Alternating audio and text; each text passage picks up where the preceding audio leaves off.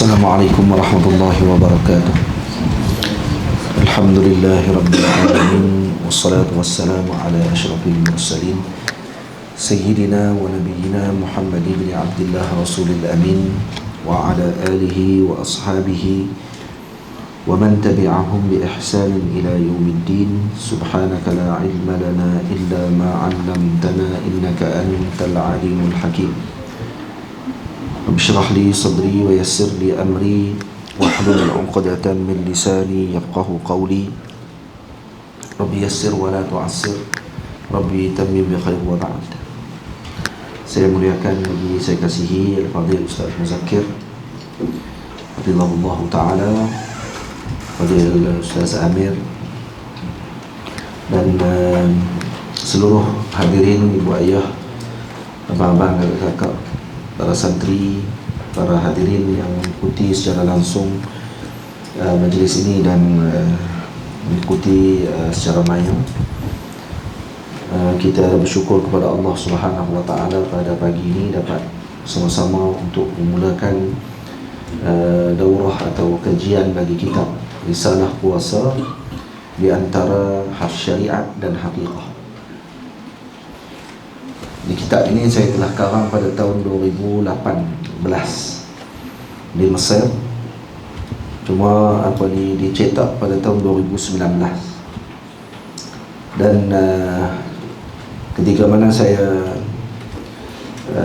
menunjukkan kitab ini kepada guru saya yang mulia Maulana Syekh Al-Usuli Al-Allamah Dr. Ahmad Mamduh Sa'ad hafizahullah, yang merupakan ahli majlis fatwa kerajaan Mesir, maka beliau memberikan cadangan untuk saya menambahkan satu lagi bahagian, iaitu berkenaan dengan haqiqah as-sawm, iaitu bukan hanya bincang berkenaan dengan hukum hakam yang dalam bentuk syariat, tetapi juga membincangkan pada sudut tasawuf berkenaan dengan puasa. Jadi saya menambah risalah tersebut yang saya telah gabungkan daripada karangan Al-Imam Abdul Wahhab Sya'rani radhiyallahu anhu, Al-Imam Hujjatul Islam Al-Ghazali radhiyallahu anhu. Jadi di belakang sekali nanti akan ada bab berkaitan dengan haqiqah, puasa pada sudut haqiqah. Dan kemudian risalah ini saya kumpulkan berdasarkan beberapa kitab mazhab Syafi'i, untuk memudahkan bagi bangsa kita Melayu untuk mengambil faedah secara ringkas perbahasan tentang hukum hakam puasa yang kita akan masuk pada beberapa hari lagi. Jadi moga-moga kita masuk ke dalam pintunya puasa tersebut dengan kemasukan yang mendapatkan adab dan juga ilmu yang sepatutnya, insya-Allah taala. Kemudian kita terus masuk kepada perbahasan pada kalau dalam risalah ni yang dicetak kusak berapa? Kusak 3 sama kan? Kusak 3.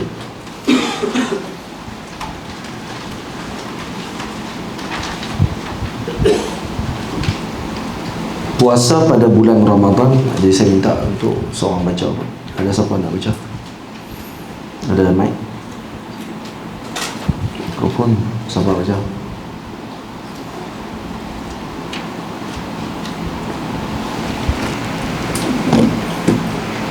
Silakan.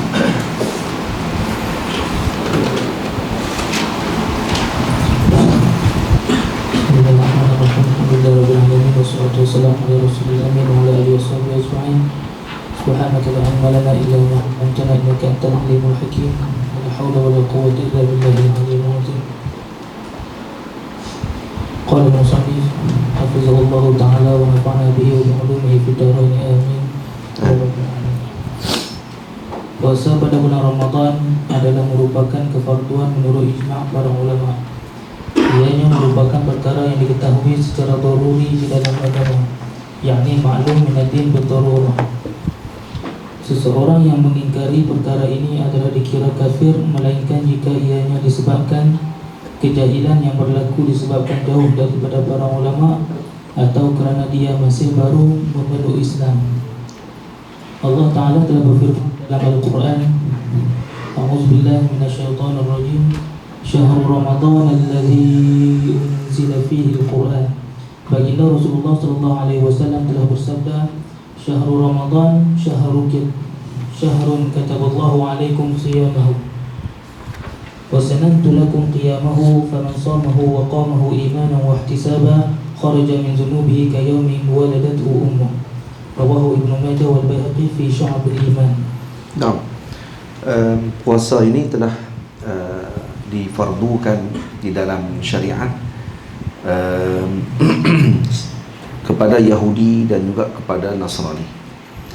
Disebutkan bila mana Allah Ta'ala menyebut kama kutiba 'alal ladzina min qablikum la'allakum tattaqun. Kutiba 'alaikumus shiyam kama kutiba 'alal ladzina min qablikum la'allakum tattaqun. Jadi Al-Imam Al-Hafiz Ibnu Hajar rahimahullahu ta'ala menukilkan daripada jumhur para ulama bahawa puasa ini adalah khususiat umat Nabi sallallahu alaihi wasallam dengan makna yang telah difardukan pada bulan Ramadan dan kemudian dengan bentuk yang tersebut. Dan kita akan baca nanti pada ta'rif puasa. Dan disebutkan dalam satu pandangan lagi mengatakan ma min ummatin illa waqad furida alaihim Ramadan illa annahum dhallu anhu. Satu lagi pandangan kata dan umat terdahulu juga difardukan pada bulan Ramadan untuk berpuasa, melainkan mereka telah menyeleweng daripada perkara tersebut. Jadi mereka tidak mengikuti arahan Allah Subhanahu wa ta'ala dalam perkara tersebut. Jadi mereka tidak melaksanakan arahan tersebut, lalu mereka menyeleweng. Yahudi contohnya disebutkan oleh Imam Hasanul Basri, diwajibkan puasa Ramadan kepada mereka. Ini satu pandangan. Tetapi mereka meninggalkannya dan kemudian menggantikannya pada hari yang lain daripada satu tahun, iaitu satu hari saja. Diwajibkan puasa Ramadan dan digantikan puasa sehari saja, iaitu puasa pada hari Ashura. Dan mereka mengatakan bahawa hari tersebut adalah hari yang mana Allah telah menenggelamkan Fir'aun dan Allah menyelamatkan Nabi Allah Musa. Maka mereka berpuasa pada satu hari tersebut sahaja, iaitu puasa Ashura. Dan puasa ini juga dalam pandangan yang disebutkan oleh sebahagian ulama, kata bukan hanya khususiat umat Nabi Muhammad, jumhur ulama, puasa Ramadan ini khususiat umat Nabi Muhammad. Ini jumhur. Qil, pandangan yang lain sebut, kata ada umat terdahulu juga difardukan kepada mereka dengan puasa pada Ramadan. Seperti umat Yahudi kita sebutkan tadi, mereka telah menyeleweng dan puasa sehari saja selepas itu, iaitu Ashura. Yang kedua, golongan Nasrani, mereka berpuasa juga diwajibkan sebenarnya pada bulan Ramadan. Dan kemudian setelah mereka berpuasa, tiba-tiba berlaku panas yang sangat terik dan satu musim tu menyebabkan mereka susah untuk berpuasa dan juga susah untuk mereka bermusafir dan nak hidup. Akhirnya mereka berkumpul dengan ulama mereka, buat ijtima' dan berkumpul dengan para pemimpin mereka, meletakkan tarikh yang lain pula, iaitu pada Faslur Rabi', iaitu pada bulan pada musim Nuruh. Ditukar daripada musim pada bulan Ramadan, ditukar pada musim Rabi'. Waktu musim Rabi' tu barulah mereka buat puasa pada waktu tu. Ini ubah agama. Kemudian disebabkan kerana mereka ubah, dia bertambah pula 10 hari untuk kafarah pada apa yang dia buat. Kita dah ubah hari ni, tambah pula 10 hari lagi, jadi puasa 40 hari. Lepas puasa 40 hari, kemudian datang seorang raja di kalangan Kristian, Nasara. Dia sakit dan kemudian dia kata, kalau saya lega, saya akan puasa 7 hari lagi tambah. Dia akhirnya dia lega, tambah lagi 7, jadi 47. Kemudian dia kata, berapa 47? 3 nak tahu mana? Tambah 3 lagi, jadi 50. Yang ni semuanya tambahan mereka. Yang mempanggil main-main dengan agama Allah Subhanahu wa ta'ala. Dan dikatakan juga oleh para ulama, orang yang pertama puasa adalah Nabi Allah Nuh alaihi salam. Ketika mana beliau keluar daripada safinah ataupun daripada kapal beliau, ini disebutkan oleh Al-Imam Asy-Syarqawi radhiyallahu ta'ala anhu. Mu'tamad, pandangan yang mu'tamad, tidak diwajibkan ya, secara khususnya Ramadan, melainkan kepada umat Nabi Muhammad sallallahu alaihi wasallam. Tamam?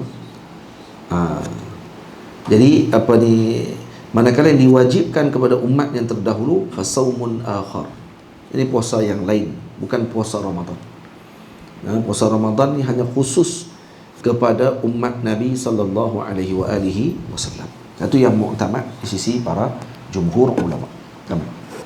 Dan kita dah sebut tadi, perkara ni perkara yang ma'ruf minad din bid darurah, iaitu perkara yang tidak boleh diingkari kerana dia telah menjadi sesuatu yang kewajipan dan tidak perlu lagi untuk nak fikir tentang masalah tersebut. Jadi kalau orang masuk Islam saja, orang tahu dah kata wajib puasa.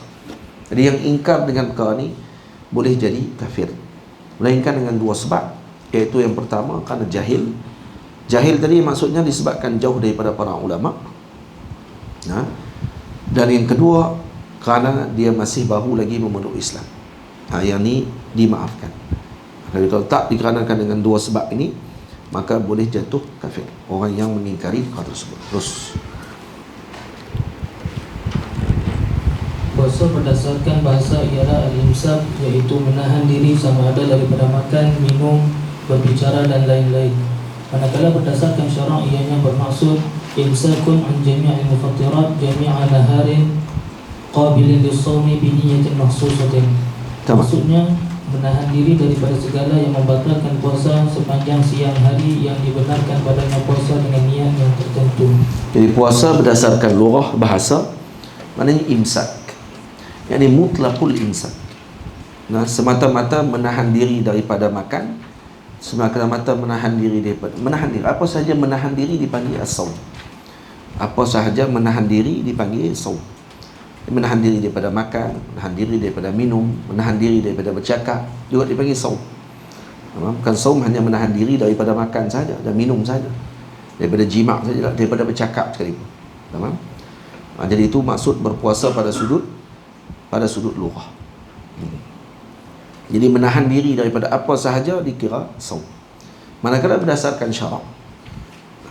syarak, maka puasa yang dimaksudkan adalah imsakun an jami'il mufattirat, iaitu menahan diri daripada segala yang membatalkan puasa sepanjang siang hari yang dibenarkan padanya puasa, fi jami'a naharin qabilin lis-shaum, yang dibenarkan padanya puasa dengan niat yang tertentu.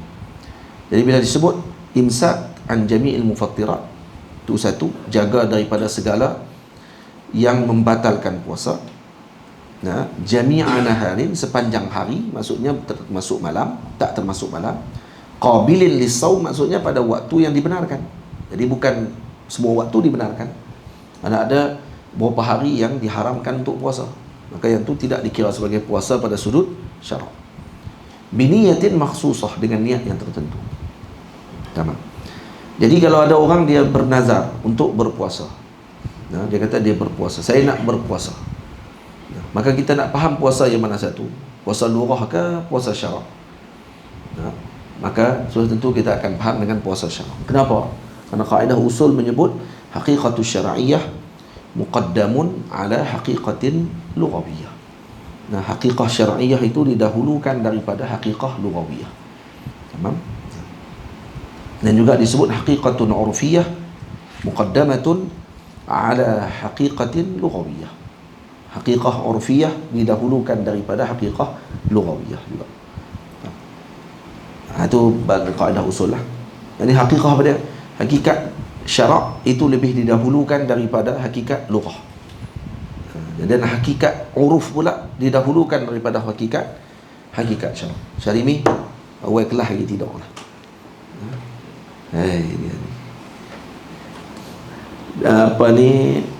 Contoh hakikat syarak, hakikat lughah ni macam ni lah. Bila nak guna tu, khususnya kat tu ketika orang tu nazar. Contoh, saya bernazar untuk puasa. Lepas tu nak masuk puasa tadi macam mana? Puasa dari segi syarak, iaitu menahan diri, imsakun an jami'il mufattirat jami'an nahari qabilin lis-shaumi bi niyatin makhsusah. Ini makna puasa pada sudut syarak. Maksud dia kena ambil ta'rif ni dan dia laksanakan, baru boleh dikira puasa pada sudut syara. Kalau kata dia nak sebut dengan makna tak mau bercakap, maka dia kena sebut saya bernazar tidak mau bercakap, contoh, selama 3 hari. Boleh? Awak? Kenapa?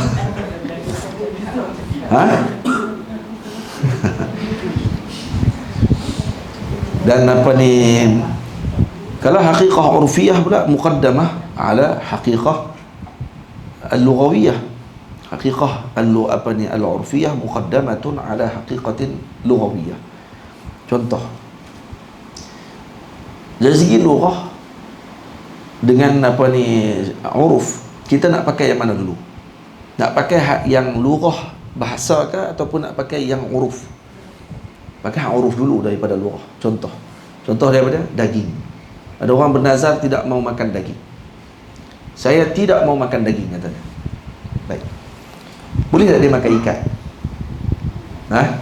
Boleh tak makan ikan? Bukan ikan pun, daging ikan. Tapi orang tak panggil daging. Karena uruf tak panggil daging. Lughah panggil daging.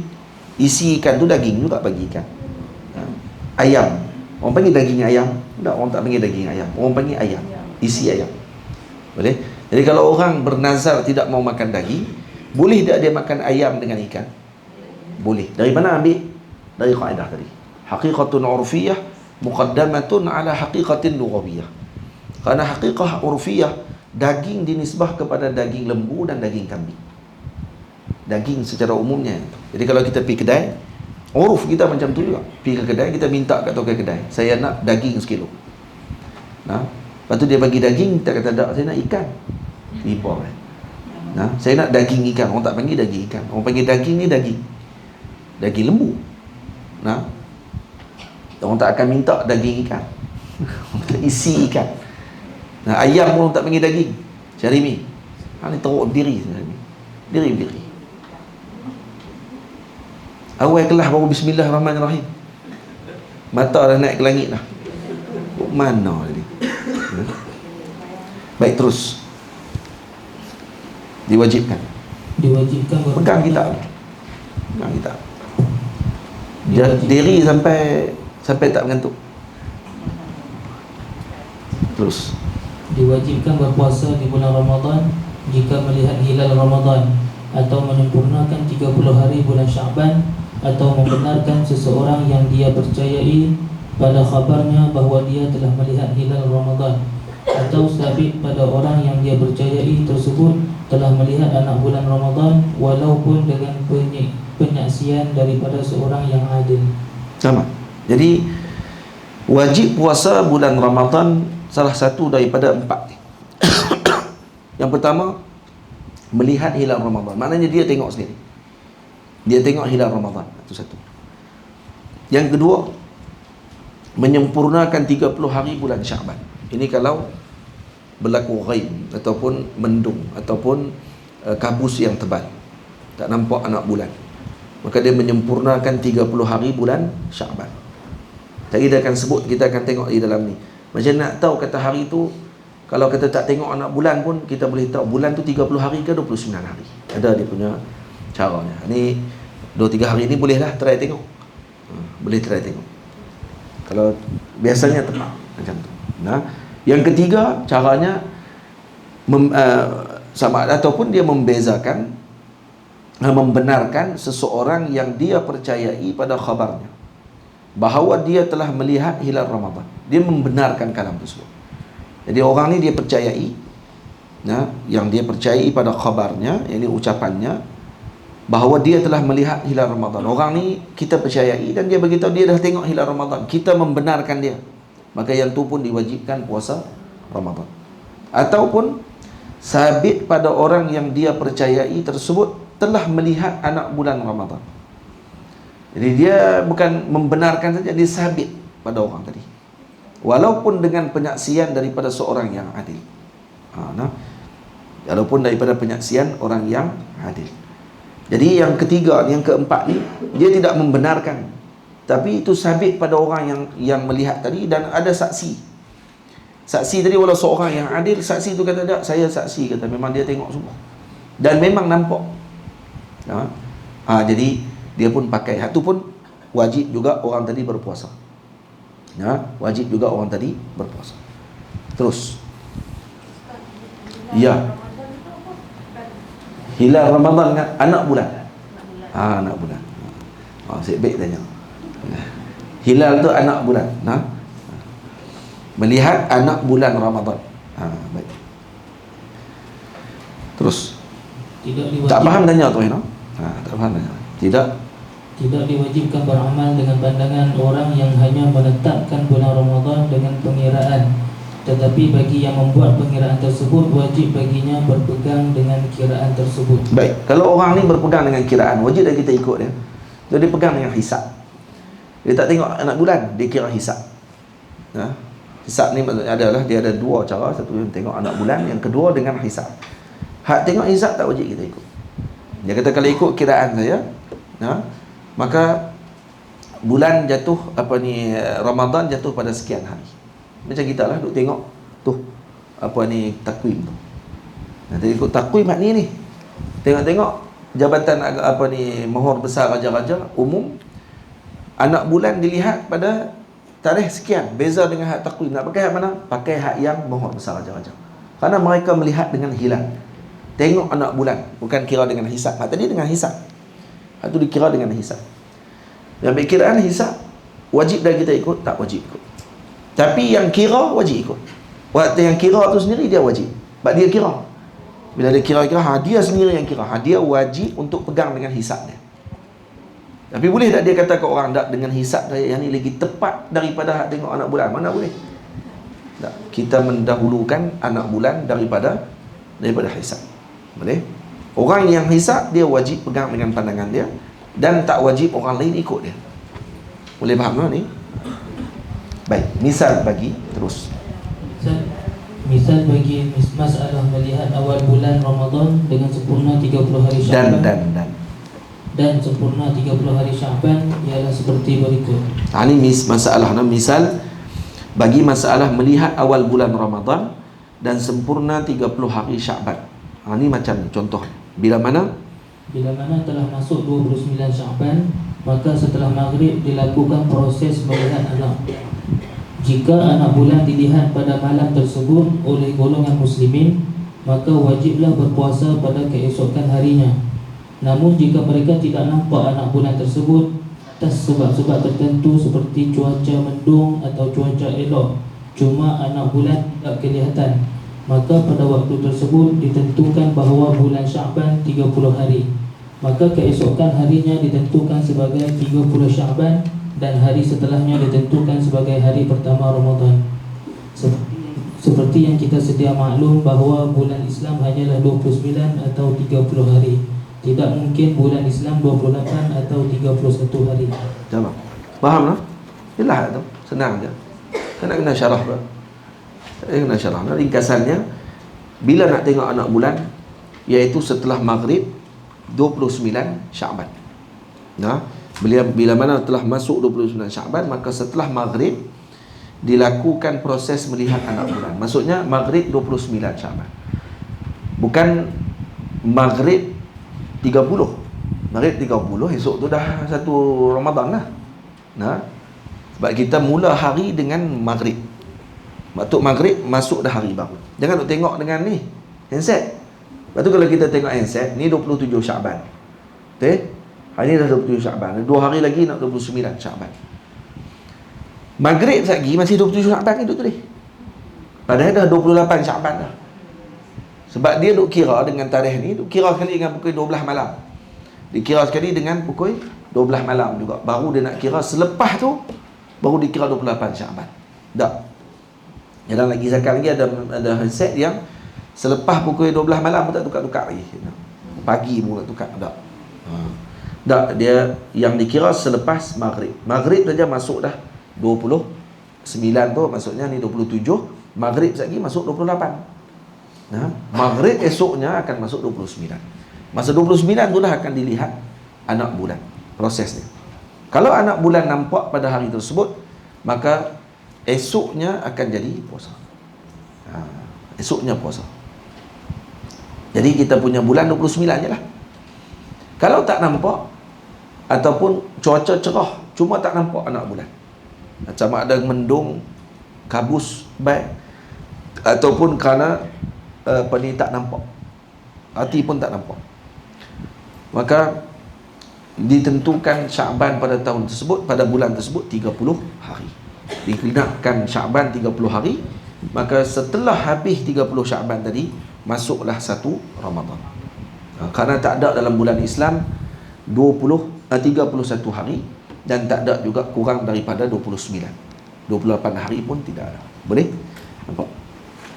Okey, terus. Syarat wajib. Syarat wajib berpuasa itu 4 perkara. Yang pertama Islam. Maka tidak diwajibkan berpuasa ke atas kafir asli, dan tidak diwajibkan ke atasnya qada jika dia memeluk Islam. Manakala murtad pula diwajibkan ke atasnya puasa, tetapi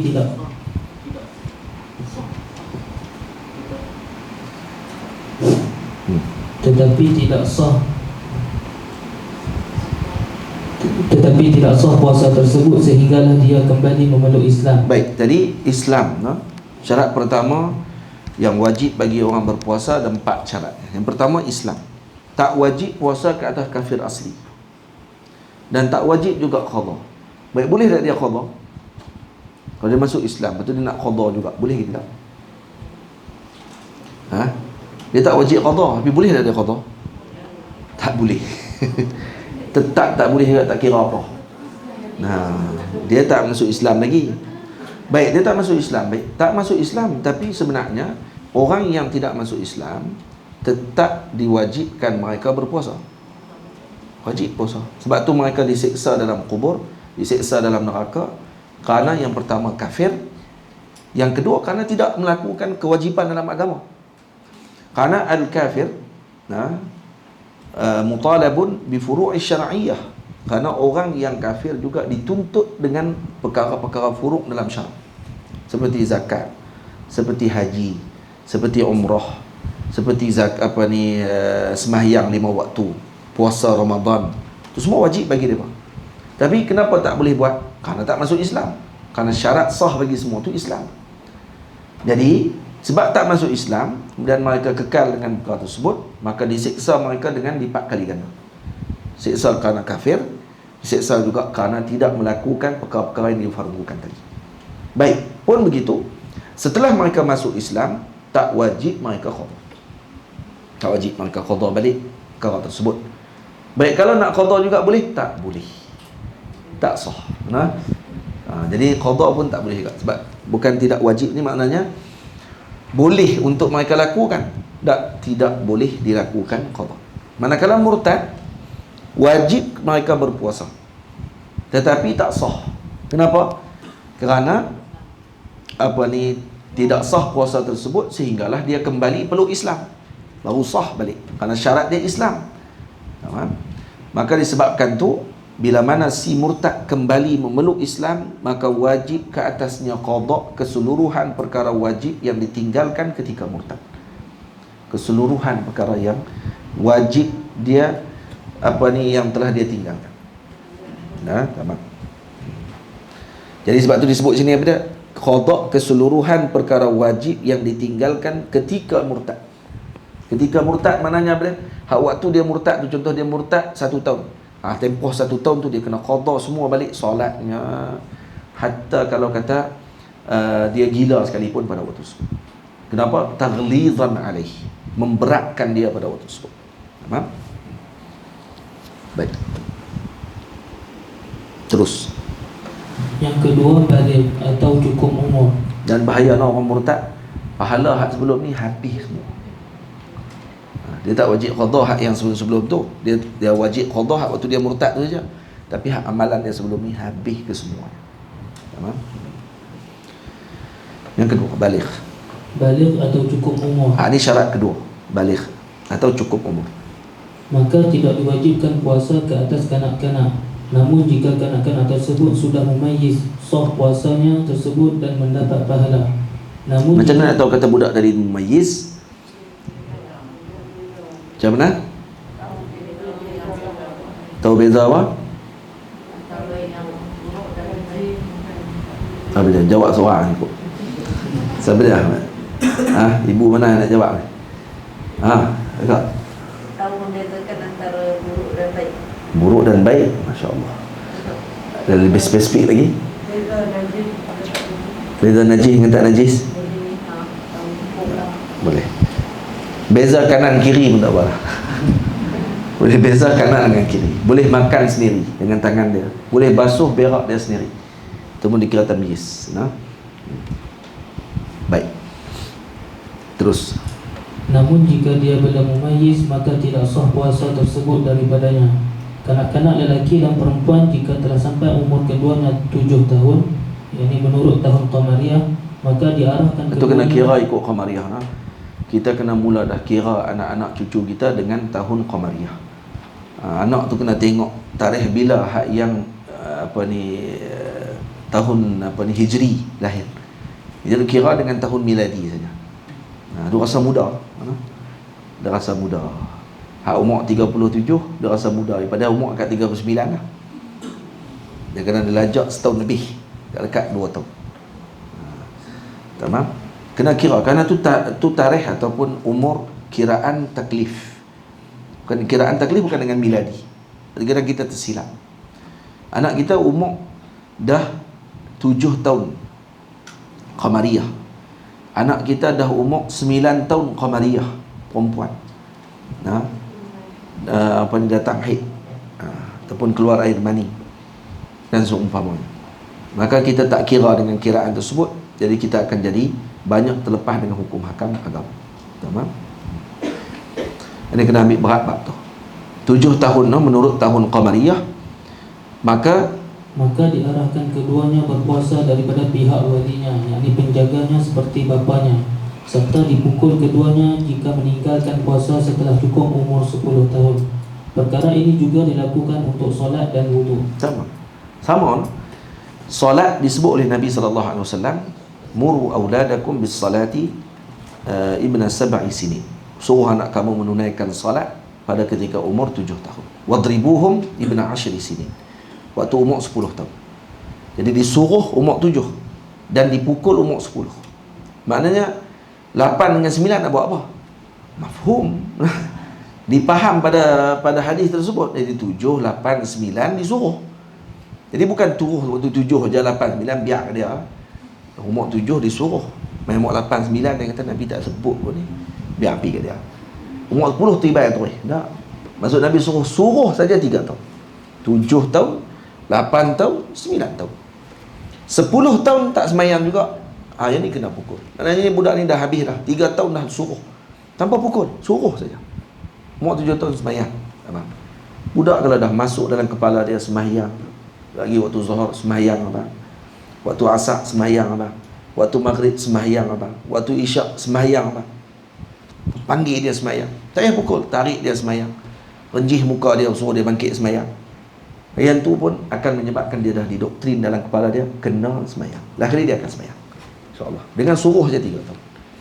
Tapi kalau tak semayang juga 3 tahun ni, barulah dipukul umur 10. Umur 10 pukul. Ni kalau umur 19 baru nak suruh, habis. Umur 7 kesian.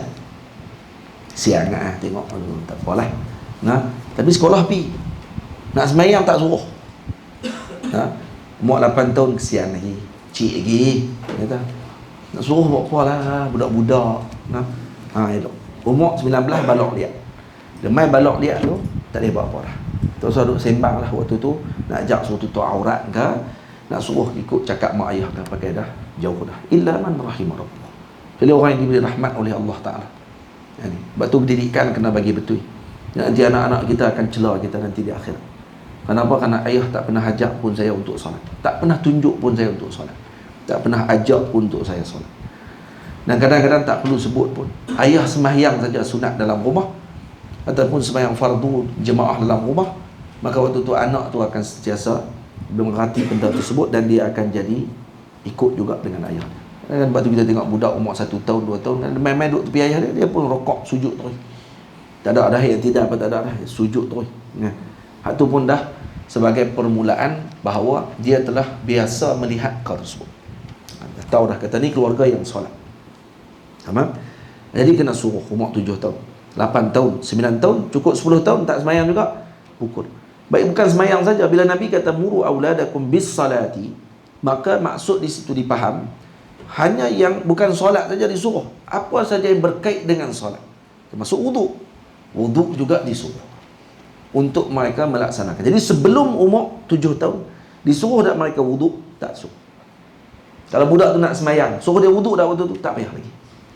Sebab tu kata ulama dalam bab berkenaan hukum hakam, pegang Quran pun bagi budak kecil tidak diwajibkan untuk berwuduk. Tapi budak tu mesti mumayyiz lah. Hak yang tak mumayyiz tak dibenarkan, kerana takut nanti dia akan mengotorkan dan merosakkan Al-Quran. Itu tak benarkan dia pegang. Tapi kalau budak dah mumayyiz, ada tamyiz lah ni, bukan mesti 7 tahun. Tamyiz umur 5 tahun pun dah tamyiz dah sekarang. Orang Allah ni tamyiz dia cepat. Budak-budak kan, dia boleh beza lah mana satu game, mana satu bukan game. Dia lagi sakat ni, handset ni lagi sakat lagi, kalau password pun dia boleh buka password tu, dia boleh tekan pula password tu. Umur baru 5 tahun, umur 3 tahun dah boleh dah main. Dan kadang-kadang dia tanya kat dia, mana kanan, angkat tangan kanan, mana kiri, angkat ni, mana kiri, ni boleh. Tu tahu tak tamyiz ni. Dia ikut mana dulu. Tanya sayang mak ke sayang ayah? Dia ambil kat belakang, ayah. Sayang ayah ke sayang mak? Sayang mak pula. Sayang ayah ke sayang ayah? Ayah. Pasal ni tak tamyiz lagi ni. Dia tak boleh nak beza lagi mana betul, mana tak betul.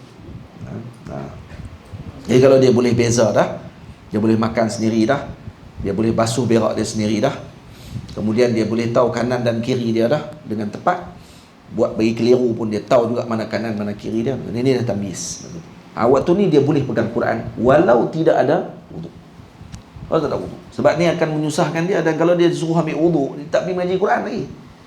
Sebab tu dibenarkan bagi mereka untuk pergi ke kutab, pergi ke tempat pengajian Quran untuk hafalan Quran tanpa wuduk. Dibenarkan mereka terus. Dalam masalah kenapa? Kerana ni akan bagi kemudahan kepada mereka.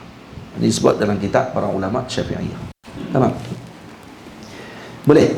Jadi disuruh solat, disuruh wuduk. Termasuk apa? Termasuk puasa, kata ulama. Lepas tu ada salah, ada sebahagian daripada guru yang kita pernah dengar, dia sebut kata, kenapa nak suruh anak-anak puasa pada umur 7 tahun, 8 tahun? Dia kata, Nabi suruh semayang, bukan Nabi suruh puasa. Ini salah kalam tu.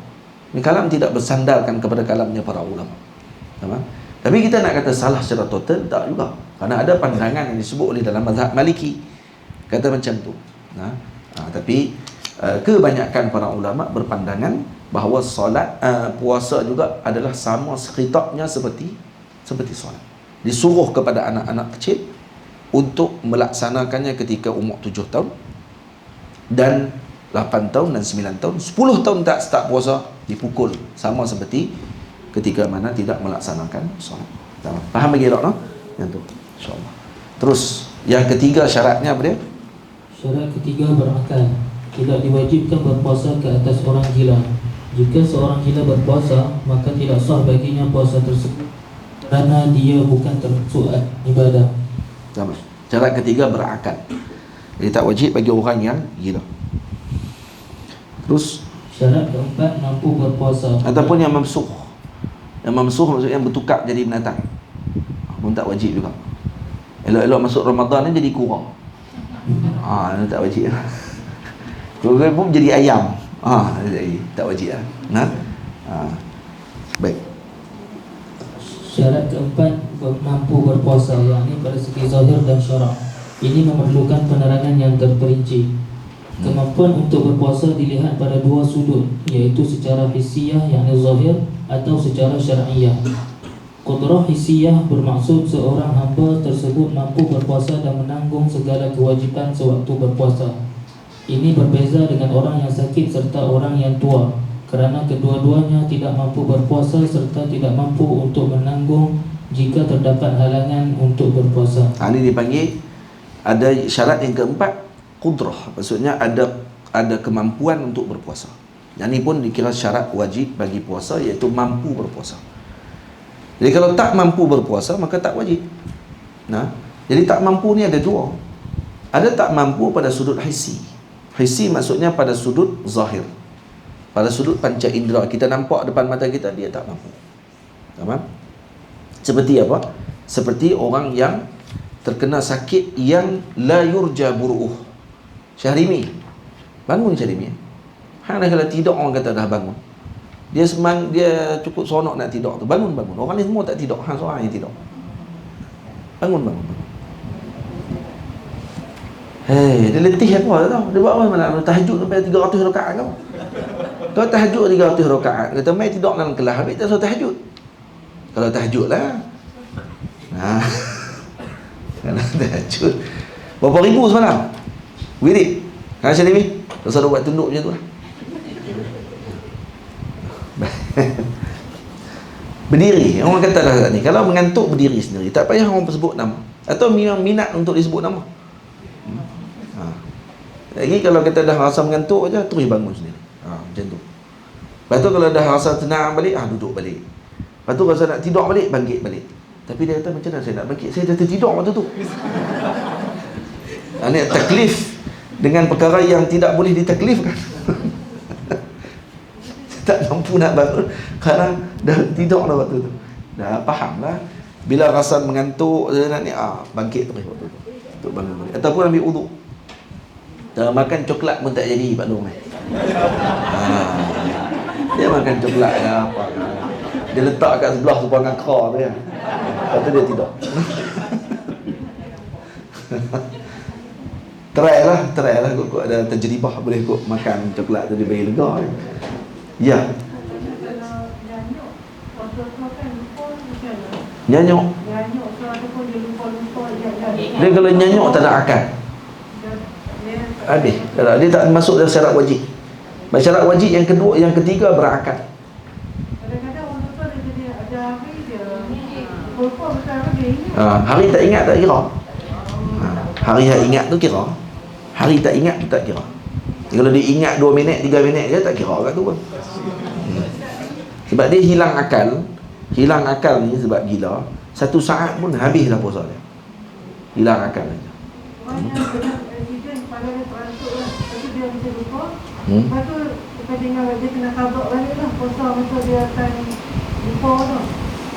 Macam mana dia accident? Dia kepala dia ni. Masa tu dia lupa tak apa. Tak wajib. Dia ingat tapi macam keluarga terdekat tu dia lupa. Tu consider macam dia tak berasa. Tak, kalau dia boleh tahu hukum hakam dan seumpamanya, kalau takat tak kenal keluarga tak apa. Tapi dia tahu hukum hakam, semayang dia macam mana hukum dia, puasa macam mana hukum dia, masih lagi dia kira ingat lagi tu dengan hukum. Bukan ingat tu maksud dia kena ingat semua pasal keluarga dia, ingat biar ni anak dia apa semua kali baru dia wajib puasa. Tak, dia wajib tu, wajib dia ingat waktu puasa tu. Puasa tu wajib. Boleh. Jadi sakit yang tidak diharapkan sembuh. Ni orang yang sakit berterusan, yang tak diharapkan sembuh.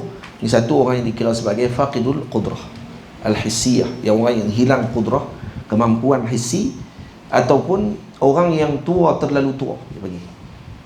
Syaikhun harim dia bagi, ataupun syaikhun kabir, yang terlalu tua.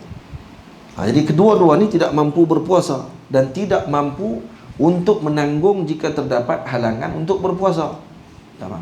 Jadi wajib tak dia puasa? Tak wajib bagi dua ni, cuma wajib bayar fidyah.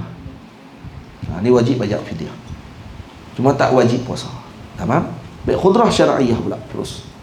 Qudrah syar'iyah pula bermaksud tidak terdapat keuzuran syar'i yang menghalang seseorang daripada kewajiban berpuasa. Misal bagi keuzuran syar'i adalah seperti haid, nifas, seseorang yang bermusafir dengan bermusafiran yang panjang, yakni safar tawil, seorang perempuan yang hamil serta perempuan yang menyusu. Ini semua dipanggil qudrah syar'iyah. Qudrah syar'iyah ni maksud dia ada qudrah, dia ada yang tidak ada padanya keuzuran syar'. Jadi qudrah pada sudut syar'. Tapi kalau dia ada uzur pada syara', maka dia dikira sebagai tidak ada qudrah juga pada waktu itu. Kalau dia ada uzur syara'nya, maka dia tidak ada qudrah walaupun dia mampu. Contoh orang haid, dia kata saya haid saja tapi saya mampu untuk puasa. Tak boleh, kerana kamu dikira tidak mampu. Tak mampu. Dan juga orang yang nifas, orang yang musafir dalam permusafiran yang panjang, Jadi kalau dia musafir tawil, panjang lebih daripada 80 km, itu maksudnya musafir safar tawil dia panggil. Lebih daripada 81 km. Dia kira safar tawil. Baik, ini wajib tak puasa? Tak wajib. Tak wajib puasa.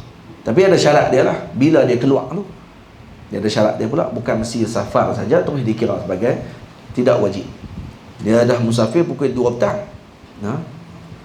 Itu yang ada seorang telefon tanya dekat doktor. Dia kata, doktor saya nak tanya sebab dia terlupa. Dia kata, saya terlupa puasa saya tu. Kata saya puasa, tapi saya dah makan dah air 3 liter. Lepas tu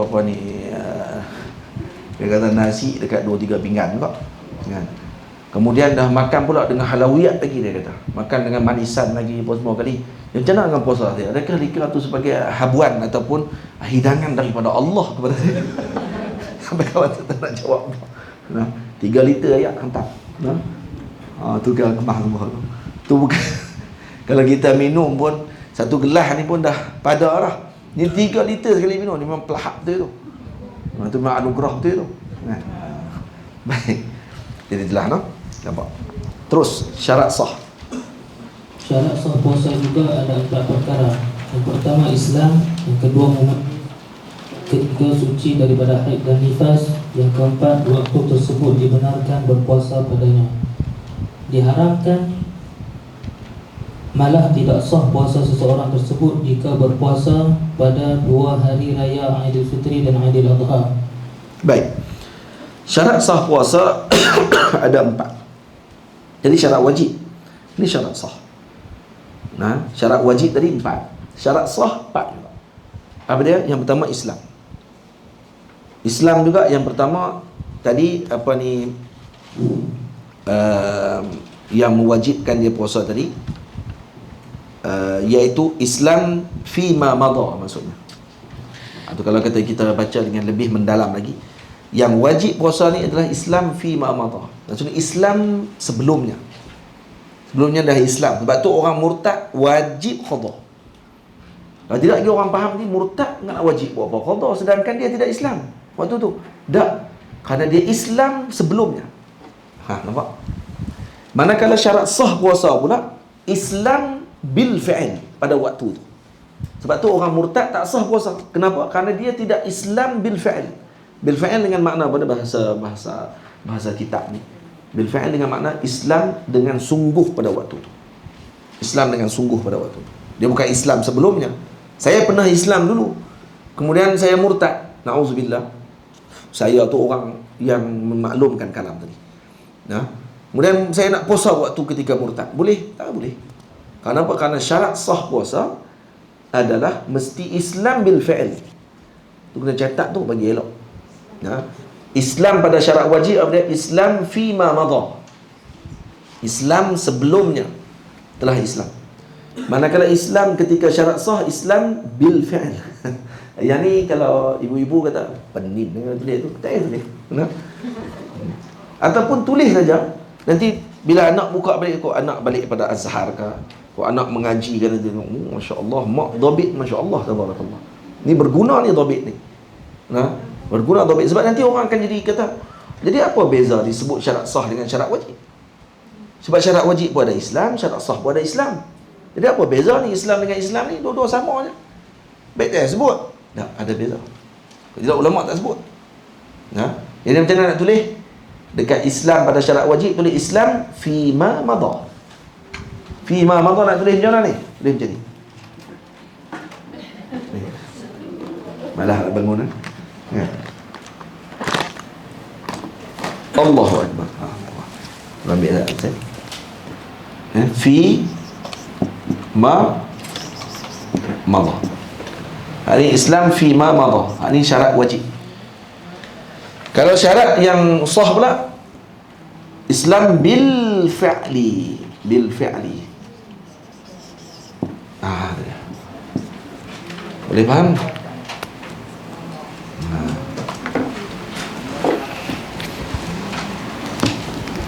Dobit-dobit ni penting. So orang hak mengaji lah, baca kitab, nak baca ke orang pula lepas ni, dia ada panduan dia. Dia tak ada lah baca saja. Islam bil fi'li, maksudnya mesti Islam pada waktu ketika mana untuk tak sahkan puasa dia, mesti dia Islam pada waktu tersebut. Islam pada waktu tersebut. Tamam. Yang kedua, mumayyiz. Syarat sah puasa mumayyiz. Jadi kanak-kanak yang tidak tamyiz tidak sah puasa. Budak tamyiz saja sah puasa dia. Wildan? Masya-Allah. Jadi wing kanan satu, wing kiri satu, no? Nampak ada dua. Dia burung kalau kat wing tidur habis semua. Jadi kena jaga. Dia orang panggil apa? Balik Mekah ni dia pakai pelik sikit, no? Dia nak pakai apa ni? Cendawan atas kepala.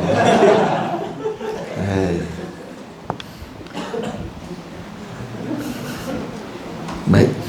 Yang ketiga, suci daripada haid dan nifas. Ini syarat sah puasa.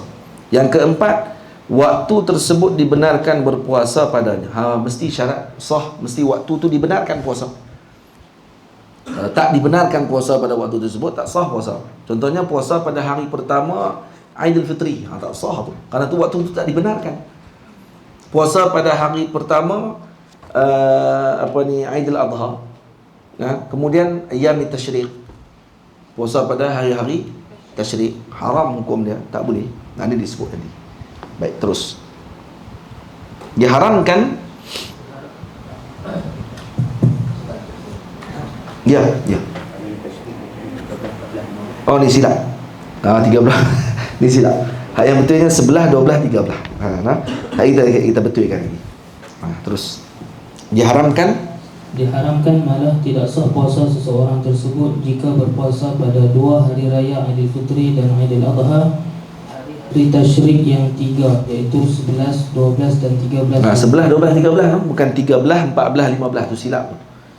11, 12 dan 13 Zulhijjah. Dan hari Syak, iaitu hari ke-30 Syakban, jika orang ramai berbeza pandangan pada melihat anak bulan Ramadan, atau anak bulan tersebut telah disaksikan oleh seseorang yang tertolak penyaksiannya, seperti kanak-kanak, wanita, hamba sahaya, atau seseorang yang fasik, selagi mana dia tidak meyakini atau kuat sangkaannya, yakni zon, akan kebenaran mereka. Jika seseorang tersebut meyakini atau kuat sangkaannya di atas kebenaran khabar tersebut, maka yang pertama wajib baginya berpuasa. Ini perincian. Yang ni hari Syak. Hari Syak haram puasa. Hari Syak bila? Hari ke-30 Syakban. Mesti itu saja kan? Tak kena baca lagi habis. Bukan semua 30 Syakban hari Syak. Dia duk ingat 30 Syakban ni hari Syak. Ada orang macam tu. Dia main-main tengok 30 Syakban. Oh, ini jatuh hari Syak lah. Oh, tiba 30 Syakban tak semestinya Syak. 30 Syakban yang jadi Syak kalau kata berlaku masalah tadi yang kita sebut. Yang pertama, orang ramai beza pandangan pada melihat anak bulan Ramadan. Pakat beza habis semua. Sebab tu penting ada kerajaan yang menentukan perkara tersebut. Jadi menyebabkan berlakunya kesatuan dalam perkara tadi. Bukan satu pada matlak dah. Satu pada pandangan dalam matlak yang sama. Kita akan tengok apa dia matlak. Tempat terbitnya orang panggil apa? Tempat terbit bulan tadi ataupun matahari. Jadi tempat terbit tadi ni sama, maka satu tempat tadi dikira sebagai satu. Kita ni matlak kita dengan Kedah dengan Johor sebenarnya tidak sama, tapi hampir. Sebab tu kita dikira satu saja. Sebenarnya kita berbeza juga matlak. Jadi apa bukti beza matlak? Kerana waktu semayang kita tak sama. Waktu semayang kita tak sama. Kita semayang di Kedah subuh contohnya masuk pukul 6 suku contoh. Kalau kata di belah Johor, kemungkinan pukul 6 dah masuk. Kalau di belah Thailand 1 jam sebelum kita dah masuk dah. Di Indonesia sama juga.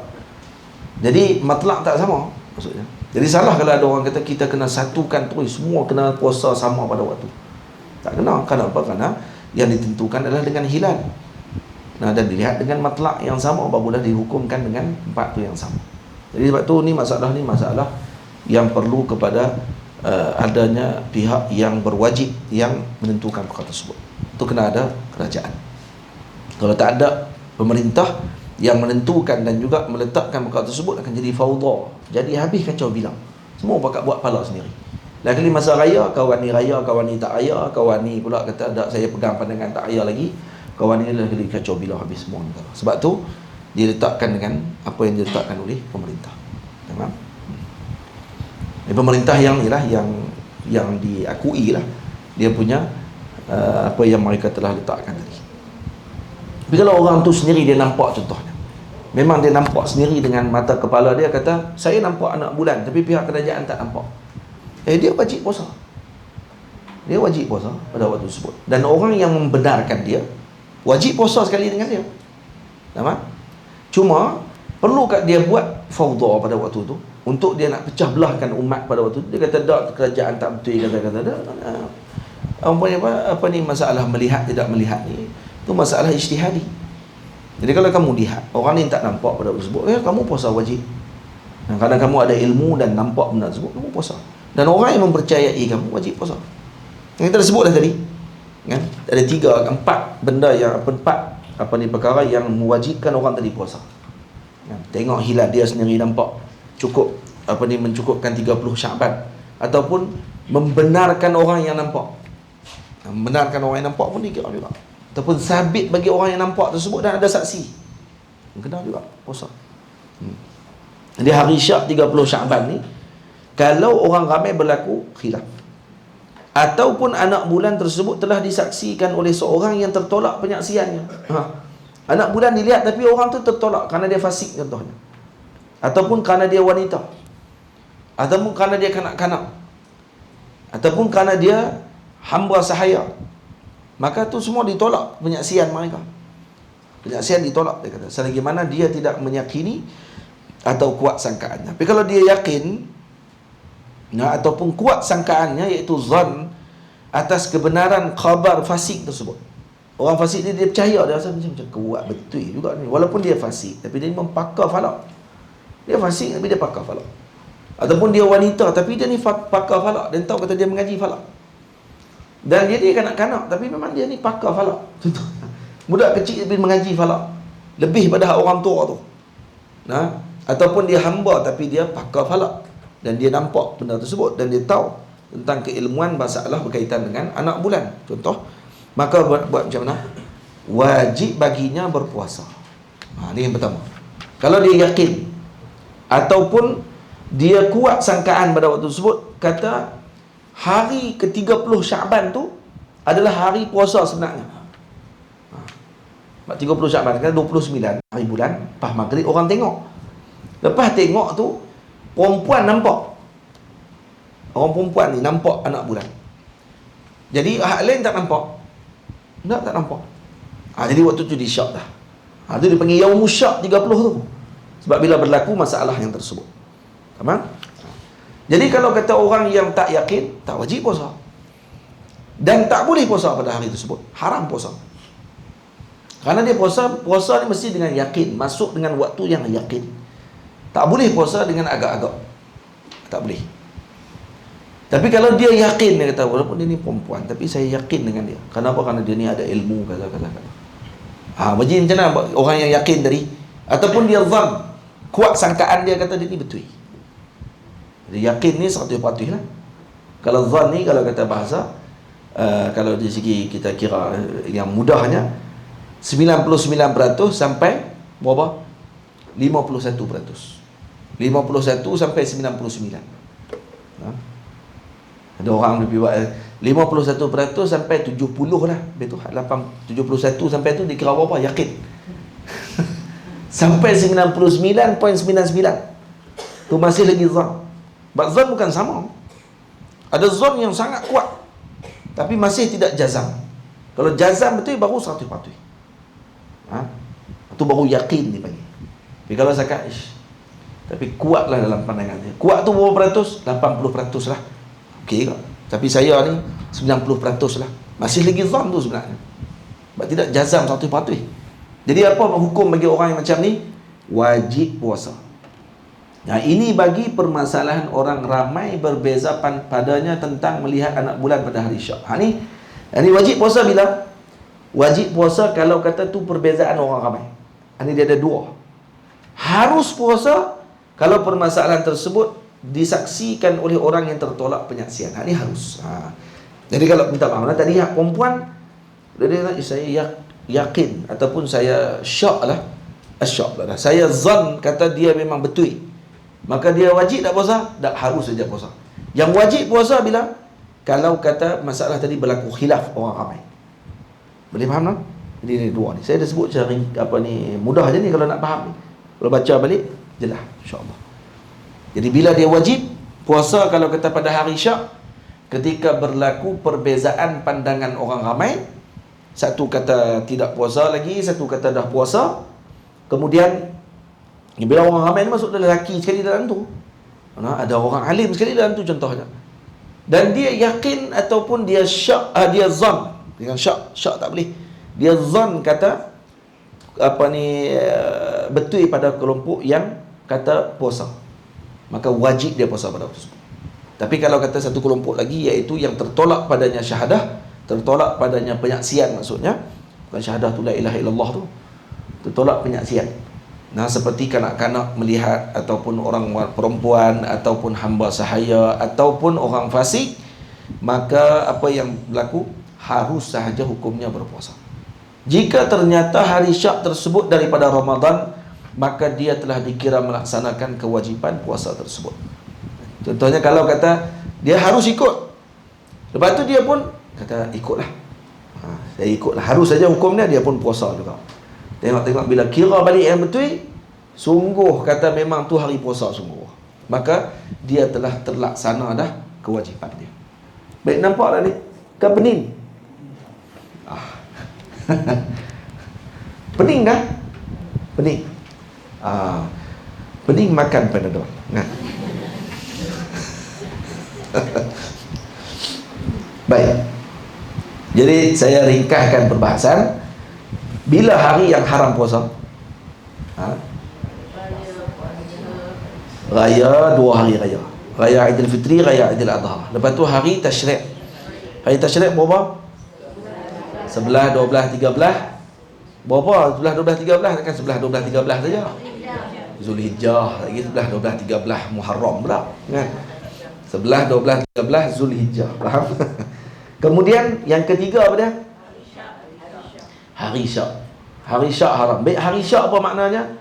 Hari Syak maknanya hari ke-30 Syakban yang berlaku padanya perbezaan pandangan orang ramai, sama ada puasa ataupun tidak, dan juga yang disaksikan anak bulan oleh orang yang tertolak padanya saksi, seperti kanak-kanak, wanita, hamba sahaya dengan orang yang fasik.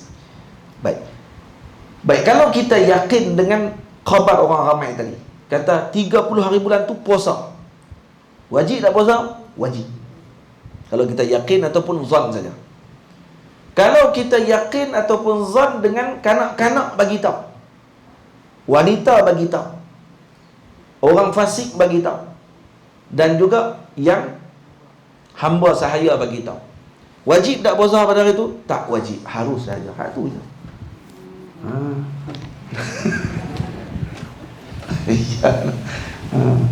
Awak tak tulis macam tu.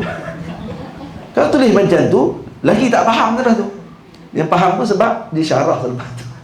Ni tulisan ni dah dipahami. Wajib baca balik, insya-Allah. Tu saya kata kitab ni ringkas tapi padu. Faham? Dia ringkas ni tapi padu untuk orang tadi mengambil perhatian tentang masalah hukum hakam. Bukan kata cukup ni, tak ni. Ibu ayah semua, kitab saya tulis ni, yang saya nakal daripada kalangan para ulama ni, yang bab syariat saja ada lebih kurang dalam 40 muka surat, lebih kurang 40 sekali dengan soal jawab 50 muka surat. Kitab ni saja ni ada dekat 200 muka surat, hak bahasa Arab. Jadi kalau saya terjemah yang ni, jadi sebesar kitab ni.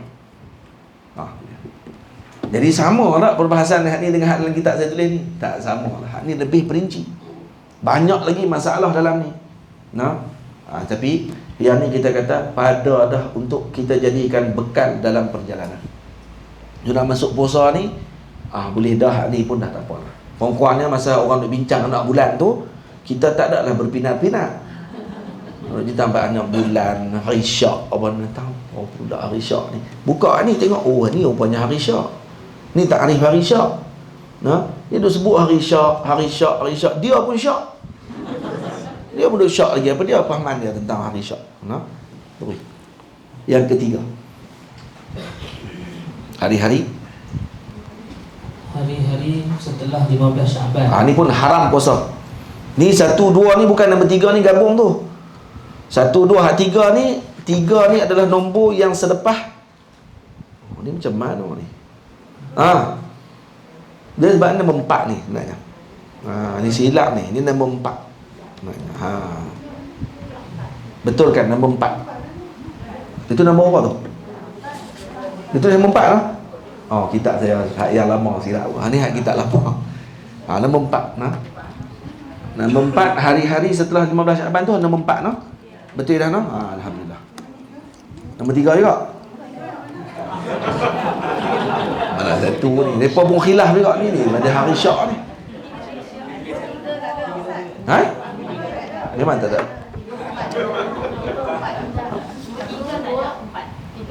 Dia ada 1, 2, nombor 3 apa? Nombor 3 tu di bawah ada 1, 2. Ya. 4 lah ni. Betul lah. Lepas tu satu nombor bawah je tu. Dah ada tulis nombor 4. Jadi saya tengok sendirilah senang.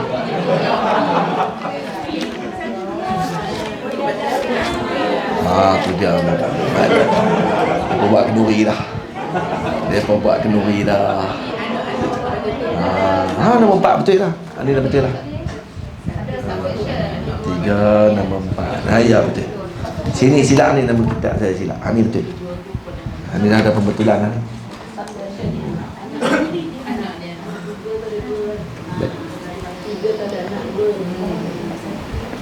Jadi hak nombor 1 dengan nombor 2 tu, itu di bawah pecahan kepada hak nombor 3. Yang tu. Eloknya tak boleh tulis nombor 1, nombor 2 tu, tulis nombor 1 Roman tu.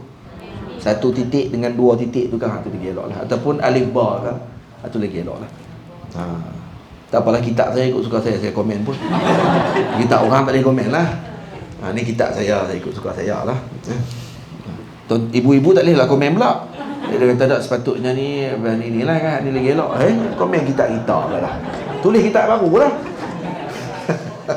Saya komen apa. Baik. Terus nombor 4. Yang keempat, hari-hari setelah 15 Syaban. Melainkan hari tersebut berbetulan dengan adatnya berpuasa seperti Isnin dan Khamis, atau dia telah menyambungnya dengan hari sebelum 16 Syaban. Tambah satu lagi, ataupun dia mengqadakan puasa setelah, ataupun dengan niat mengqada puasa. Jadi hari-hari setelah 15 Syaban. Hari-hari setelah 15 Syaban. Yang ini melainkan hari tersebut berbetulan dengan adatnya berpuasa seperti Isnin dan Khamis. Jadi maksudnya selepas nisfu Syaban. Ni dah masuk selepas nisfu Syaban lah ni.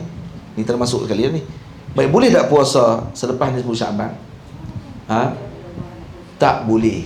Haram, kerana Nabi larang, melainkan kepada situasi yang tertentu. Satu, seperti orang yang biasa berpuasa Isnin dan Khamis. Biasa ni nak kira macam mana? Ni adat tu. Kata ulama, al-adah tasbut bil marrah. Al-adah tasbut bil marrah. Adat ini jadi dengan sekali saja. Sekali pun dikira adat dah. Tak mesti berulang 3 kali baru dikira adat. Boleh? Contohnya orang ni pernah puasa sekali dulu 3 tahun lepas. Dia pernah puasa Isnin Khamis. Pernahlah sekali puasa.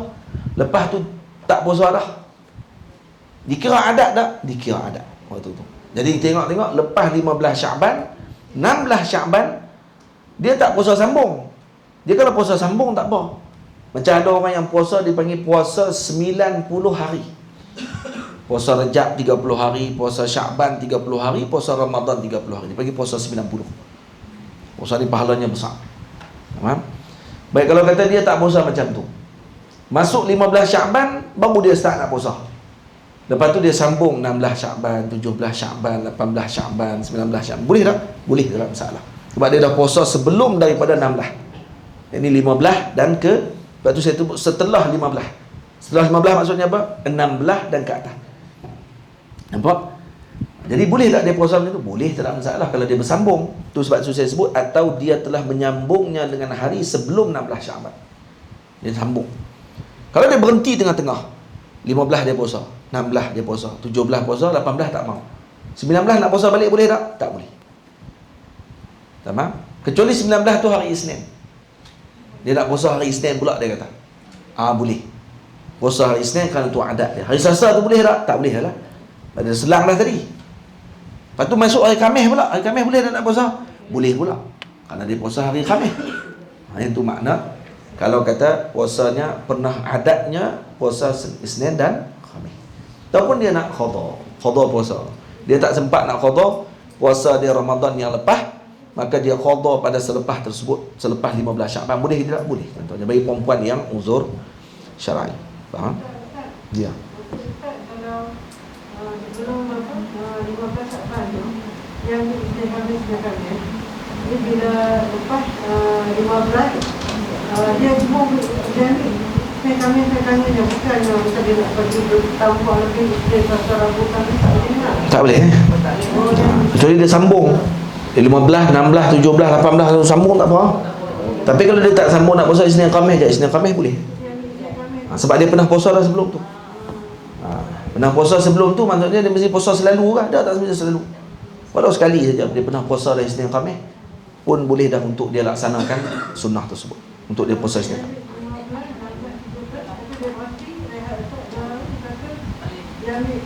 Tak boleh. Haram. Kecuali Isnin Khamis. Kalau dia biasa balik Isnin Khamis dulu puasa. Tapi kalau tu kali pertama dia nak puasa Isnin Khamis, tak boleh Dia tak pernah puasa sebelum ni Isnin Khamis. Tapi mai hari yang 16 Syaban tu jatuh hari Isnin, waktu tu lah nak puasa Isnin, tak boleh. Sebab tak jadi adat sebelum dia. Boleh? Baik. Terus masalah. Jika Dia tak boleh pegang macam tu, pegang macam tu. Kena jauh sikit kot. Sebab dia mungkin bau mulut.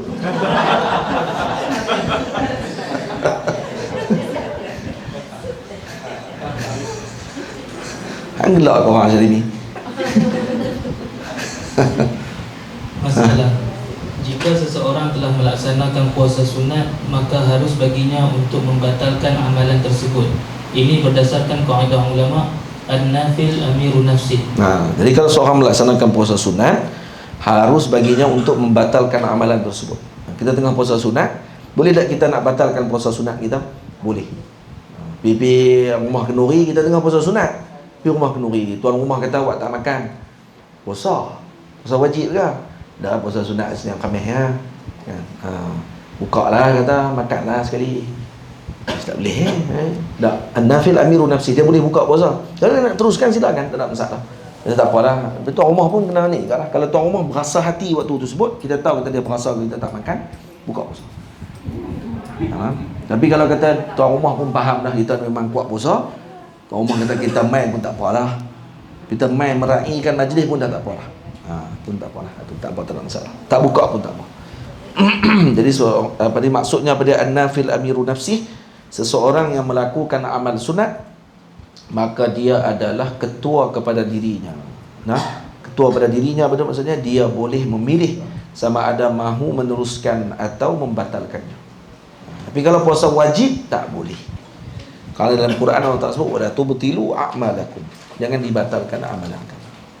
Wala tubtilu a'malakum, tak boleh dibatalkan amalan wajib yang kita lakukan. Atau orang yang sembahyang sunat, puasa sunat, apa saja yang sunat, maka dia boleh batalkan ketika mana dia inginkan.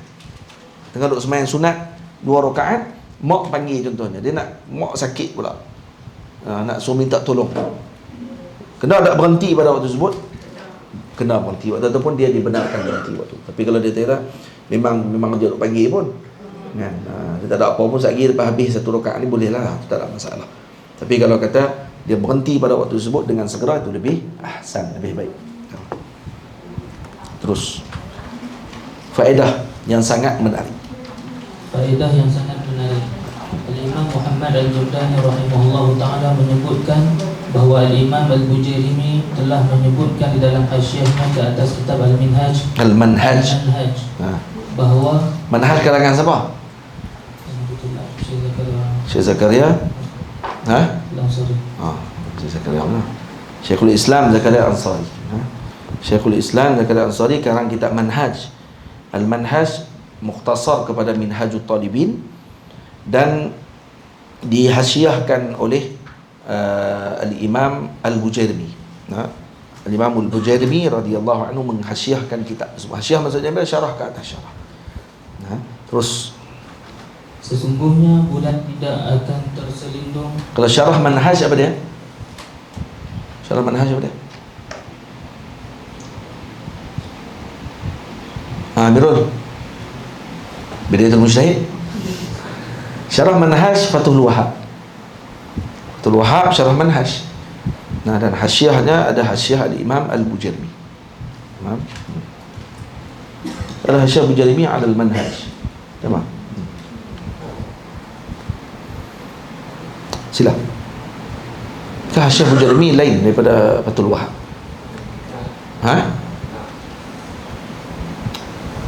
Ingat Imam Bujairimi saja ikhna' saja lah. Hak ikhna' lah. Hak manhaj lah. Syarimi. Ini Bujairimi bukan Syarimi. Sila.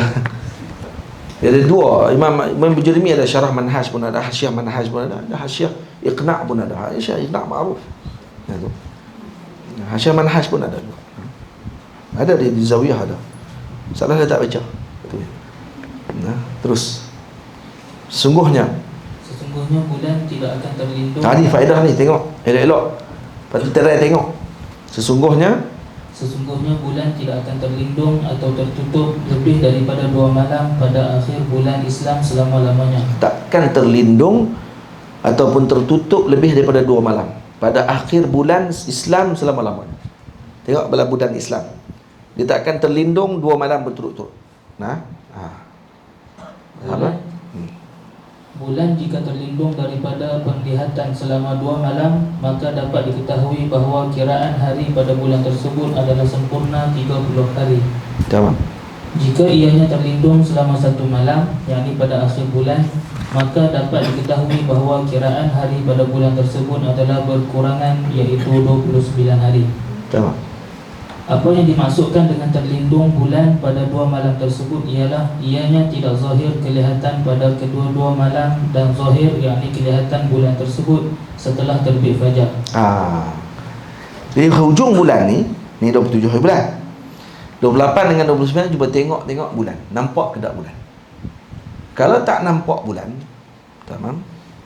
Tak nampak bulan 2 malam berturut-turut, maka maksudnya kita tahu dah kata bulan tu 30 hari. Kalau hujung bulan tu tak nampak 1 malam saja, 1 malam saja bulan tak ada, maka 29 hari. Baik, makna terlindung bulan tadi, malam tak nampak, tapi lepas fajar nampak bulan. Lepas terbit fajar kita akan nampak bulan. Siang tu nampak bulan waktu tu, sebelum matahari naik betul. Apabila matahari naik tu akan hilanglah bulan tu. Tamam? Ni try tengok. Kalau tengok yang macam ni, kata Imam Bujairimi, dia kata apa? Jika seseorang melihat bulan terlindung selama 2 malam pada akhir bulan, dan kedua-dua malam tersebut kosong langit daripada awan. Malam tak ada angin, tak ada langit tak ada awan. Tapi bulan tak ada. Tak nampak bulan, terlindung bulan pada malam tersebut. Tamam? Maka malam yang ketiga itu adalah dikira awal bulan tanpa syak lagi. Aywa. Faham tak? Dia kalau awal bulan, akhir bulan pun dia tak tahu berapa tarikh, payahlah. Tapi biasanya kalau dia tengok bulan tak ada saja, tahu dah ni dah hujung bulan. Ni dah hujung dah ni. Dia panggil bukan full moon, dia panggil apa tau? Ada dalam ilmu bulan tu. Panggil ada jam, ada orang jam hak main jam bulan ni. Bulan ni penting untuk orang duk mengai ikan. Geng-geng mengai tu kau tengok bulan ni. Moon face ni. tengok bulan apa ni, sebab bulan mengambang macam mana ayak naik ke ayak turun ke, ikan banyak ke ikan tak banyak ke. Tapi kalau hak memburu payah juga tu. Kalau bulan tengah ni memang binatang galak, macam ikan juga. Waktu malam mengambang, binatang galak. Galak ni maksud dia akan keluar. Tapi susahlah nak memburu. Sebab apa? Nampak jelas-jelas kita apa lah. Kita kena pakai torchlight, dia nampak kita. Cempera lari dulu lah daripada kita. Payahlah keluar. Dia kena keluar malam bulan gelap pula dah. Malam bulan gelap, dia tak keluar. Kita pula jenuh nak cari. Siapa dia kita tu? Pemburu lah. Bukan kita. Kita tak. Hak mereka tu lah, hak memburu tu lah. Mereka dah cerita kat kita. Mereka kata macam tu. Kita pun dengar cerita mereka.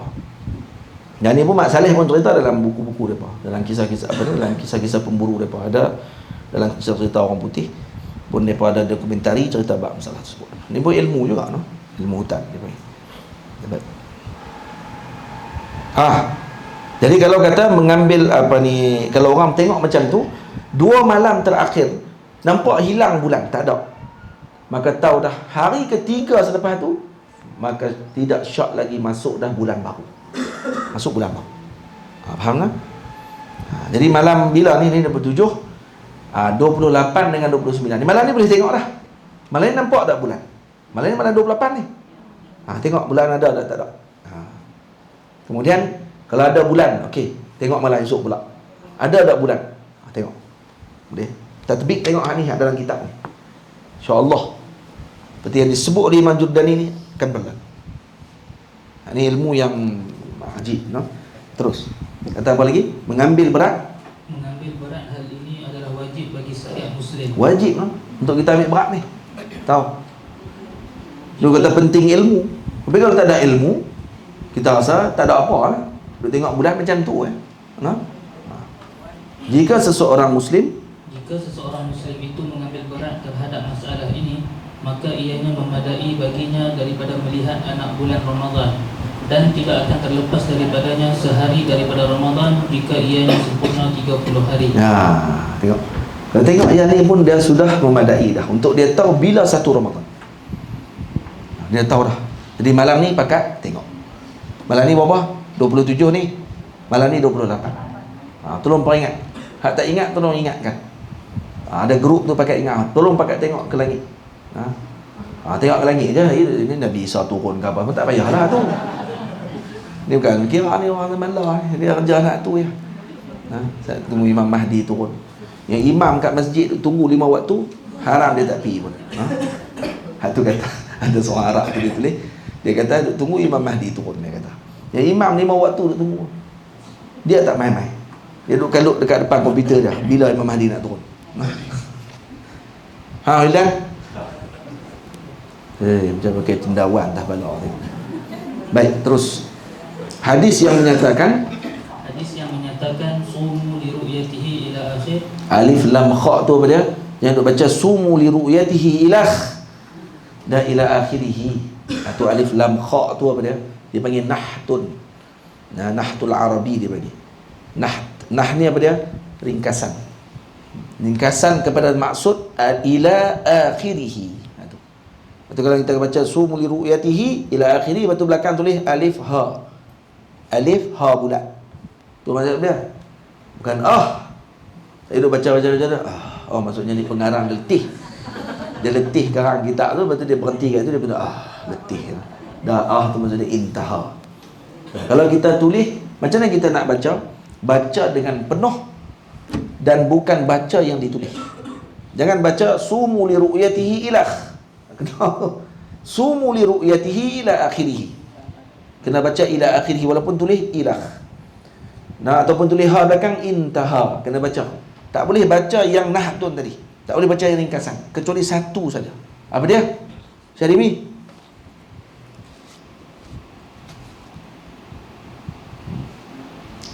Apa dia Azim? Apa dia Wildan? Apa dia? Ha apa?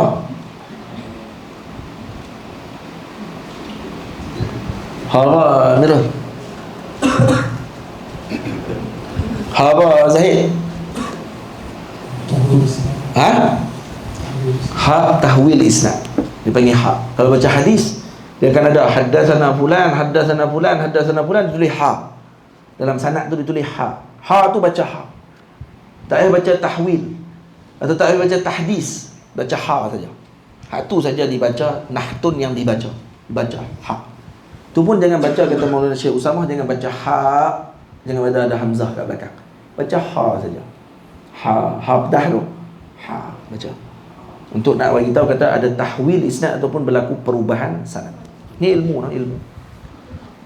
Dia tahu kata kitab-kitab turas para ulama ni semuanya dengan ilmu. Tak boleh baca sendiri-sendiri. Kalau kita baca sendiri-sendiri, kalau orang ni tak ngaji, kita tahu kata dia tak ngaji. Tahu kata dia ni orang yang tak talaqi ilmu dengan para guru. Dia akan baca ikut suka dia.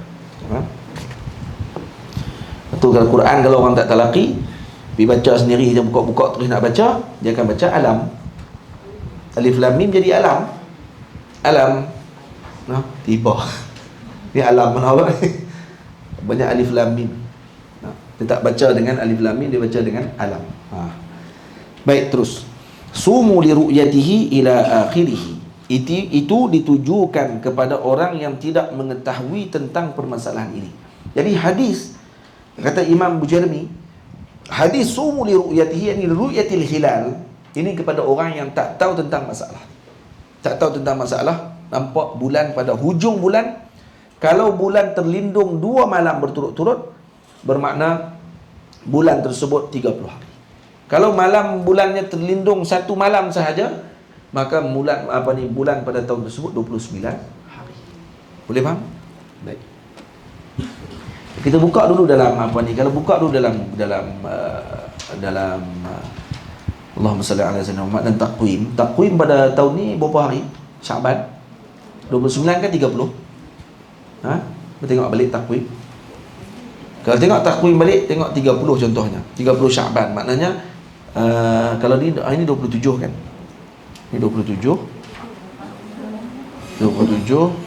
28 Selasa, 29 Rabu, 30 Khamis, masuk 29. Mula 29 je lah. Betul? Jadi 30 hari bulan ni maksudnya kita dah masuk satu Ramadan. Patutnya 30. Tak dikira kalau ikut dalam bentuk kiraan macam tu. Faham? Jadi kita tengok balik kiraan tadi, tengok dengan bulan. Tak tahu 30 hari ke? Tak tahu orang panggil 29 hari. Boleh? Sebab akhir bulan tak akan terlindung. Bulan akan terlindung akhir bulan. Ya. Kalau kita nak sebelum 30 hari bulan kan, kita kena aware daripada 27 malam pula kan tengok bulan. Sebab nak tentukan 29 atau 20. 27 malam? 27 Syaban, hari yang ke-27. 27 lah, 27. Malamnya jadi 28 lah. 28, 29. 28, 29. Tak, malam 28 tu. Ni hari 27. Malam ni lah. Kalau kata 29, maksudnya daripada malam 27 ya. Daripada semalam lagi. Daripada semalam lagi. Maksudnya daripada semalam lagi kena tengok dah. Sebab apa, takut bulan tu jadi 29. Faham? Kalau kita tengok balik malam ni. Boleh. Benda ni berlaku setiap bulan. Disebabkan kita tidak ambil perhatian, kita nampak ni bukan hanya bulan.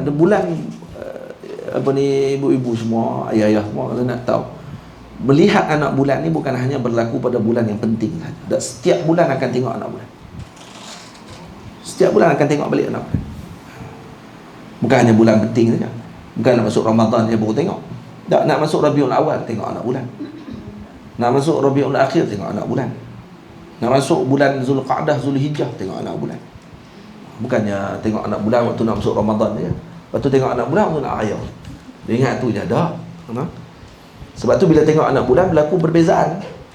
Disebabkan kerana hilal berlaku perbezaan. Orang di padang Arafah contohnya hari Arafah 9 Zulhijjah, mereka wukuf di Arafah, kita pada hari tersebut tidak lagi Arafah. Jadi kenapa berlaku perbezaan tadi? Kerana berlaku perbezaan hilal. Jadi yang dinilai pada waktu tersebut adalah dengan lihat anak bulan, bukan dinilai pada sudut orang tu di wukuf di Arafah tu baru dikira kita pun kena ikut dengan mereka. Tak. Lepas tu salah kalau ada orang duk kira hari Arafah duk kira dengan di Mekah. Kata kenapa nak ikut di Mekah? Kenapa nak ikut di sini? Kata kena ikut Mekah lah. Mekah ada Arafah. Kan kira gitu. Kata kalau jahil dalam bab tersebut, betul bercakap, lagi nampak jahil. Kena ikut yang di sini lah. Sebab tu kalau di sini masih lagi tidak hari Arafah, tak boleh puasa Arafah. Walaupun di Mekah hari Arafah lah, dia tak boleh puasa lah hari Arafah di sini. Sebab apa? Sebab tak kena. Hari dia tak kena. Ya betul. Kalau macam hari sama kan, kira 9, Mekah 9 kan. Dia ikut masa juga, dia ikut masa sana. Mana boleh. Masa sana jadi malam, kita akan jadi hari juga tu. Jadi gila lah orang ni. Dia tengah 2 malam, dia boleh panggil hari. Hari ni betul tak betul ni tak? Kita 9 malam, tapi waktu itu Arafah kita tunggu 9 malam tu di doa. Kalau dia ni harap dengan doa tadi, kalau kata dengan waktu di Arafah dia tu mungkin lagi boleh ihtimal. Kita nak bagi sama dengan waktu depa untuk doa. Tapi nak kata tu hari Arafah dah. Kita kata hari Arafah tu. Terus kita sampai pukul berapa ni? Sampai 12.30. Okey baik. Ni banyak lagi. Sila. Rukun. Jauhkan sikit. Rukun bagi Nampak tak? Rukun-rukunnya. Rukun bagi puasa adalah 2 perkara. Rukun pertama, niat pada waktu malam pada setiap hari Ramadan. Puasa nazar, qada atau kafarah. Ini rukun pertama. Rukun pertama, niat pada waktu malam pada setiap hari bulan Ramadan. Setiap hari. Kenapa? Karena dalam mazhab kita Syafi'i, ibadah puasa adalah ibadah mustaqillah. Maksud ibadah yang berasingan. Puasa hari ini tak sama dengan puasa esok. Tamam? Berbeza dalam mazhab Maliki, Imam Malik berpandangan kata puasa ni ibadah yang satu. Jadi maknanya kita boleh niat pada hari pertama Ramadan dan puasa sampai habis 30. Kerana dia dikira satu ibadah. Semuanya puasa. Maksudnya gitu. Tamam? Mazhab kita Syafi'i kata tak, puasa hari pertama puasa dengan hari kedua puasa tak sama. Buktinya apa dia? Diselang dengan buka puasa. Lepas tu kena perlu kepada puasa yang wajib pula, yang baru. Lepas tu kita niat pula selepas daripada itu. Tapi Imam Malik kata tak, dikira sekaligus. Satu tu. Jadi boleh kita taklid juga dengan mazhab Maliki untuk menyelamatkan kita daripada terlupa. Kalau terlupa maksudnya kita dah niat dalam mazhab Maliki. Nampak? Jadi 3 mazhab ni. Mazhab Hanafi lagi mudah.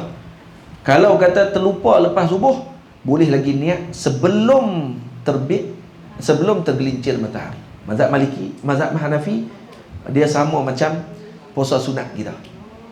Kita boleh niat lagi. Jadi kalau siapa yang terlupa puasa, contoh yang terlupa niat selepas subuh dah, dan dia pula tak niat dalam mazhab Maliki, macam hak mula-mula puasa dia tak niat, maka boleh tak dia taklid mazhab Hanafi pada waktu tu untuk dia niat juga. Boleh, tidak ada masalah. Tapi sunat baginya qada puasa tersebut. Sunat qada. Tamam. Tapi kalau ikut mazhab Syafi'i, wajib qada. Kenapa? Karena dia dikira tidak sah puasa tadi, sebab dia puasa dia niat selepas fajar. Tapi kita tengok lagi. Terus, rukun pertama, niat pada waktu malam pada setiap hari Ramadan. Puasa nazar, ni qada ataupun kafarah. Jadi kena puasa nazar pun kena wajib niat juga pada waktu malam. Dan qada juga wajib niat pada waktu malam. Dan kafarah juga wajib niat pada waktu malam. Kerana semuanya wajib. Lafaz niat terus. Lafaz niat yang sempurna ialah nawaitu sauma ghadin an ada'i fardhi ramadhani hadhihi sanati imanan wa ihtisaban liwajhillahil karim. Cuba tengok di bawah tu nombor 2 nota kaki tu. Disebut oleh Sahibul Fathil Mu'in bahawa lafaz Ramadan itu mesti dibaca dengan jar, disebabkan idafah kepada isim isyarah setelahnya, yakni hadhihi. Jadi kata Sahibun Nihayah, jika seorang itu menyebut an hadza ramadani, maka ianya sudah mencukupi bagi menggantikan al-adab. Jadi kalau baca ramadani dengan ramadana, ada orang baca nawaitu sauma ghadin an adai fardhi ramadana hadhihi sanati, tak kena fardhi ramadani hadhihi sanati imanan wa ihtisaba liwajhillahil karim. Jadi niat macam tu. Tapi kalau orang ni baca nawaitu sauma ghadin an hadha ramadhani, boleh juga. An hadha ramadan diganti dengan an adai fardhi ramadan. An hadha ramadan, boleh juga, tak masalah. Boleh ganti, boleh disebut dengan macam tu. Maksudnya, apa maksud nawaitu sauma ghadin ni? Sahaja aku berpuasa pada esok hari bagi menunaikan fardu Ramadan pada tahun ini hanya semata-mata beriman dan mengharapkan pahala Allah yang Maha Mulia. Tamam. Tidaklah mudarat bagi jika seseorang tersebut melakukan perkara yang menafikan puasa setelah berniat pada malam hari. Ya, jadi tak mudarat. Dia dah berniat puasa, kemudian dia melakukan perkara yang menafikan puasa. Contohnya bersetubuh. Dia dah niat dah selepas maghrib. Selepas maghrib dah niat. Selepas tarawih dia niat. Lepas tu malam tu dia bersama dengan isteri dia. Batal tak niat dia kena niat baru? Tak, tidak mudarat. Dia makan pula lepas tu, dia minum pula lepas tu, tak ada masalah. Faham? Kerana niat puasa bimanzilati niat puasa sebenarnya adalah azam sebenarnya. Sebab kita berazam esok tu untuk buat. Kerana beza azam dengan niat. Niat muqaranah bil fi'l, mesti berserta dengan amal. Kita sembahyang, kita niat sembahyang bila kita dah masuk dalam sembahyang, Allah tu niat dah nak talabbus bis salah, nak menunaikan solat, barulah kita niat. Tapi puasa susah untuk kita laksanakan dengan muqaranah bil fi'l. Nak bersekali dengan perbuatan susah. Sebab kalau kita berniat waktu ketika terbit matahari, maka tak sahlah puasa kita. Faham? Sebab tu dibenarkan oleh syarak untuk kita niat sebelumnya. Dan dibenarkan bagi kita untuk melakukan perkara yang menafikan puasa, walaupun tidak batalkan niat tersebut. Boleh faham tak? Dia niat, dia azam bimanzilatin niyah. Dia azam sebenarnya tapi mengambil tempat niat. Itu yang lebih perincinya macam tu. Baik, sah niat puasa sunat jika dilakukan sebelum tergelincir matahari dengan syarat dia tidak melakukan sesuatu yang membatalkan puasa. Sah niat puasa sunat kalau seorang tadi melakukannya sebelum tergelincir matahari. Ini kalau puasa sunat lah, dengan syarat dia tidak melakukan sesuatu yang membatalkan puasa. Tapi kalau dia melakukan perkara yang membatalkan puasa sebelumnya, maka tak boleh niat lagi lah. Makan dah 3 pinggan dah, lepas tu dia rasa masih nak puasa pula hari ni, matahari tak gelincir lagi, tapi dah makan dah, minum dah 3 gelas dah ya. Lepas tu sebelum tergelincir matahari dia kata saya nak niat puasa lah. Boleh tidak? Tidak boleh dalam mazhab kita, tapi sah di sisi Imam Ibn Hazm Al-Andalusi. Ibn Hazm kata boleh. Makanlah berapa pinggan pun, lepas tu dia rasa nak puasa, dia boleh puasa lepas. Itu mazhab yang kita tak pakai lah. Itu mazhab, bukan mazhab kita Syafi'i. Terus, jika seseorang itu terlupa menghadirkan niat pada waktu malam dan fajar subuh telah terbit, maka tidak dikira padanya hari tersebut. Tetapi wajib ke atasnya al-imsak. Wajib imsak. Dia terlupa nak hadirkan niat pada waktu malam. Masuk subuh selepas fajar dah, baru dia teringat, kata dia tak niat lagi. Sah tak puasa dia atas hari tersebut? Tak sah. Jadi macam mana dia nak buat? Lepas tu dia boleh pergi singgah kedai mamak, beli roti canai pagi tu? Tak boleh. Wajib baginya imsak. Dia kena menahan diri daripada melakukan perkara yang diharamkan ketika puasa. Kerana menghormati imsak ni. Dia faham tak imsak tu? Dia dengan imsak tu. Imsak ni maksudnya menahan diri daripada tu. Imsak dia bagi imsak maksudnya tahan diri. Sama dengan takrif tadi. Apa makna imsak? Apa dia makna saum? Al-imsak. Iaitu menahan diri. Sebab tu kita panggil waktu imsak. Waktu imsak tu waktu tahan diri daripada makan. Waktu tahan diri daripada makan. Tapi boleh tak makan waktu tu? Boleh saja. Lagi mana tak azan subuh. Boleh saja. Tapi disunatkan untuk kita, atau disunatkan kepada kita untuk kita jaga diri pada waktu tersebut, sebab takut masuk pada waktu yang haram. Dia lajak makan, rasa sedap sangat pula dah, kunyah sampai masuk subuh. Lagi sekarang lagi ada juga yang pegang pandangan, lagi tak habis azan lagi tu boleh makan lagi, dia kata. Kok tu dia kata. Habis azan baru masuk waktu. Kok mana? Masuk azan tu lah masuk waktu. Tak dia kira habis azan. Dia kata azan tak habis lagi. Kalau Tok Bilal tu dia buat azan panjang. Allah lagi sedap. 2 kali dah. 3 suara waktu tu Allah saja tu. Baik. Ya. Kalau ada air dalam mulut kan, Ha. kita nak telan tu azan kan. Ha. Telan je lah kan. Mana boleh? Itu Wahabi tu. Ludah balik mana boleh telan? Tak boleh. Haram hukum dia. Dah ada tu Wahabi. Wahabi terus. Buh terus ya senang. Tu yang pahaman pok tu. Itu memang saya dengar daripada Mesir lagi memang dia buat sebut tu dah. Ada pula guna pandangan kata apa? Sayyidina Abu Bakar kata tengah duk makan azan. Kemudian dia kata apa yang ada makan? Habiskan dalam pinggan tersebut. Syok itu. Baca hadis tak habis. Baca hadis tak habis. Zaman Nabi ada 2 azan.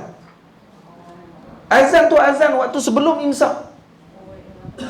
Bukan azan subuh. Azan imsak. Azan pertama. Bukan azan kedua. Hadis tu dalam Musnad Imam Ahmad. Dia pun baca ikut suka mereka. Habiskan apa yang dalam pinggan. Jenuh. Tu kalau dalam talam. Yang dalam pinggannya. Talam tak sebut pula. Ni panggil Wahabi macam tu. Kau cerdik. Baca hadis tak habis. Hadis tu dalam Musnad Imam Ahmad tapi disalah faham. Disyarah oleh Imam Abdul Rahman As-Sa'ati. Ada Imam Abdul Rahman As-Sa'ati dah syarah dah hadis tersebut. Tadi disalah faham oleh sebahagian pihak yang mengatakan bahawa boleh makan pada waktu ketika azan. Dia azan yang mana? Azan yang pertama. Bukan azan kedua. Azan kedua dah masuk waktu dah, tak boleh makan dah. Ayat tu dalam mulut. Allah nak. Jadi pakai bubuh ayat kat mulut semua. Ni, bukan dekat buah ayat kat mulut, buah cawan kat mulut. Lagi mana tu ada lagi tu boleh minum. Sadaq. Baik, ada lagi? Terus. Siapa yang baginya qada puasa? Sesiapa yang baginya qada puasa daripada hari-hari Ramadan. Jangan jauh kan? Tetapi dia sengaja Dia tak apa nak mau bau tapi dia nak bagi bau sikit.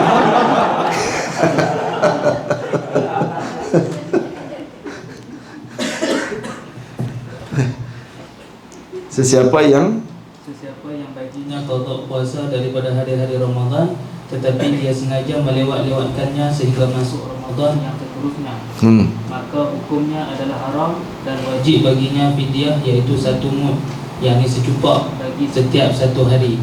Fidyah itu akan digandakan jika tahunnya bertambah. Ya, saya nak faham. Baik, rukun kedua. Rukun kedua meninggalkan perkara yang membatalkan puasa. Ni perkara ya rukun yang kedua. Yang tadi apa dia? Rukun yang pertama berniat. Niat pada waktu malam. Yang kedua meninggalkan perkara yang membatalkan puasa. Ada berapa perkara yang membatalkan puasa? Terdapat 11 perkara yang membatalkan puasa. Yang pertama, masuk sesuatu ain, yakni perkara daripada bahagian rongga terbuka yang menyampaikan ke perut, seperti otak, bahagian dalam tekak, telinga, perut dan al-ihlil. Ihlil apa dia? Tengok di bawah. Ihlil adalah bermaksud sama ada lubang kencing atau lubang susu yang terdapat pada buah dada. Rujuk al-Muslim. Itu dia panggil ihlil. Jadi masuk sesuatu ain apa sahaja ke dalam bahagian rongga yang terbuka yang menyampaikan ke perut. Yang menyampaikan ke perut. Seperti otak, bahagian dalam tekak, telinga, perut dan ihlil. Cuma di sini menyampaikan ke perut. Ada yang tidak menyampaikan ke perut sebenarnya. Dia hanya sekadar dipanggil al-jawf. Dipanggil benda yang ada rongga dalam dia. Contoh seperti telinga. Telinga kalau kita tengok, dia tidak menyampaikan ke perut. Dia tak sampai ke perut. Telinga dia ada bahagian dia kan. Tapi kenapa dikira juga dalam mazhab Syafi'i sebagai rongga? Yang umumnya disebut sampai ke perut. Sebab tu kalau kita bubuh ubat titih ke mata, ke telinga, dia tak rasa sini. Rasa tak? Tak rasa. Rasa? Mana ni? Terbalik kot. Terbalik ni. Hak mata yang rasa. Mata yang rasa, tapi mata tak dikira sebagai anggota rongga. Walaupun sampai ke tekak, kalau kita buh ubat mata, titik dia akan rasa pahit dekat sini. Tapi kalau buh kat telinga, tak rasa kat sini. Jadi maknanya yang menyampaikan ke perut, yang ke dalam adalah daripada mata, tapi mata tak kira. Kerana dia tidak berongga pada zahir. Dikira rongga pada nampak pada zahir ini. Ini zahir ni nampak rongga ni. Tapi kita nak nafi, kita ni rongga. Nah, yang masuk ke dalam. Sebab tu telinga termasuk rongga. Ini masuk sesuatu ke dalam tersebut dikira membatalkan puasa. Tak faham? Itu juga dengan ihlil. Ihlil apa dia? Lubang kencing dan juga lubang buah dada. Tempat keluar susu. Jika kahak terus. Juga kahak yang mengalir daripada kepala atau dada sampai pada hak zahir di bahagian mulut, Ada iaitu makhraj. ya ni no.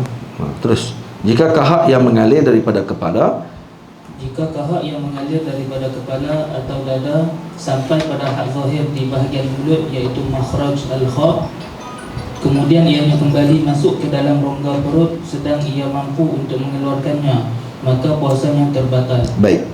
Jadi kalau kata kahak mengalir daripada kepala, ni turun daripada kepala ataupun dada, sampai pada had zahir di bahagian mulut, iaitu makhraj kha. Cuba tengok di bawah, terdapat khilaf.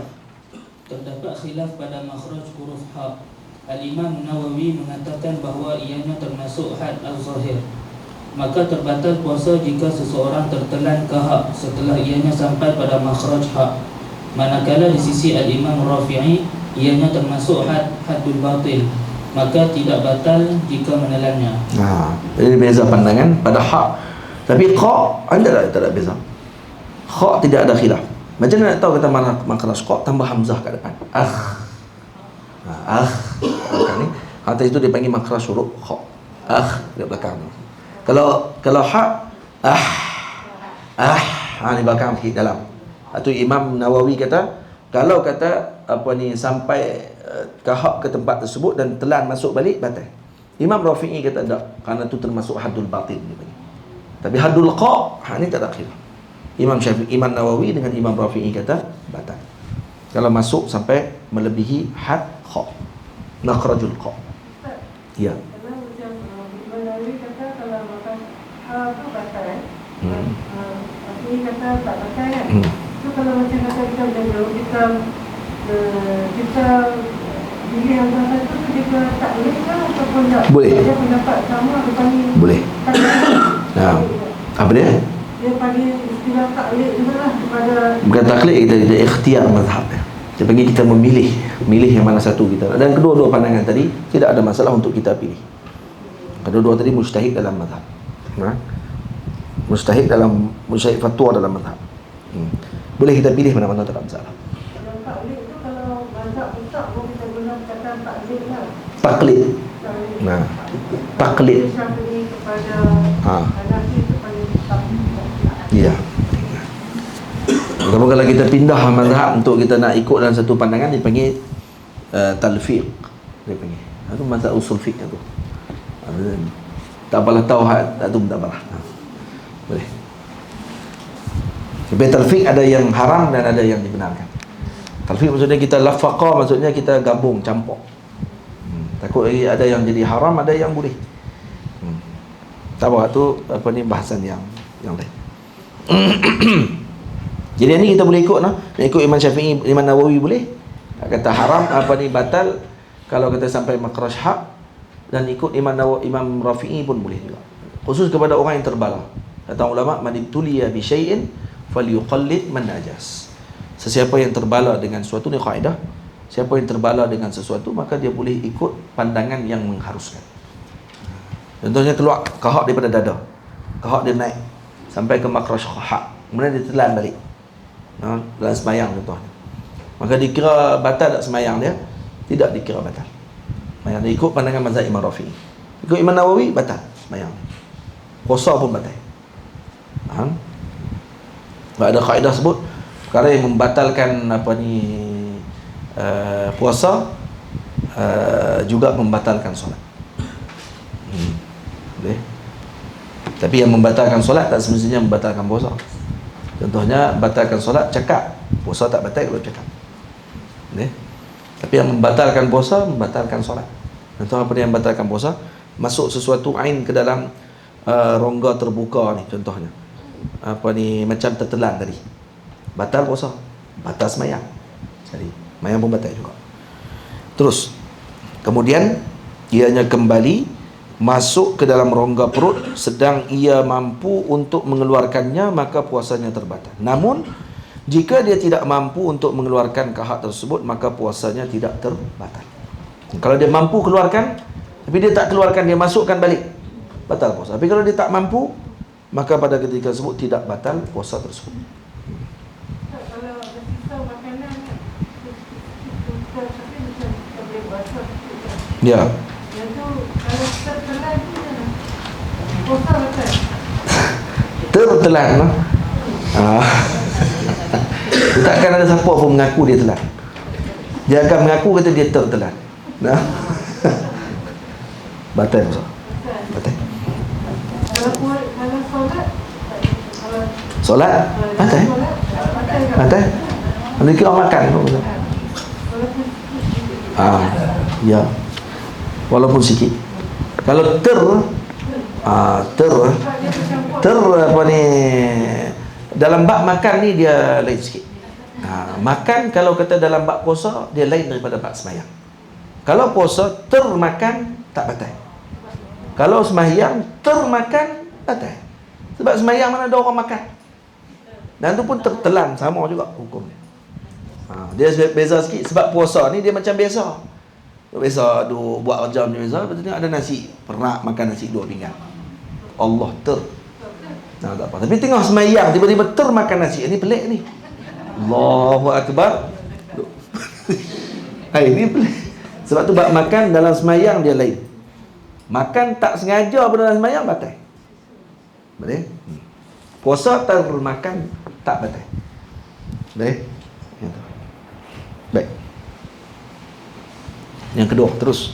Yang kedua, persetubuhan. Dan tu penting apa ni dalam pengajian fiqh ada dhabit. Dhabit tu penting. Dhabit ni bukan tulis tepi tu. Tu bukan dhabit tu. Dhabit ni maknanya kaedah yang digunakan untuk masalah furu' dalam juzuk perbahasan. Yang tu penting untuk diketahui. Baru kita akan tahu perbezaan masalah satu masalah dengan satu masalah yang lain. Jadi kita akan jadi keliru.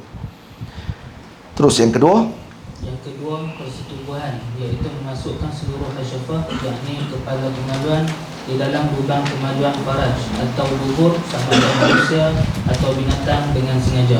ya. Itu pun membatalkan puasa. Yang ketiga, keluar mani sama ada dengan onani atau bersentuhan.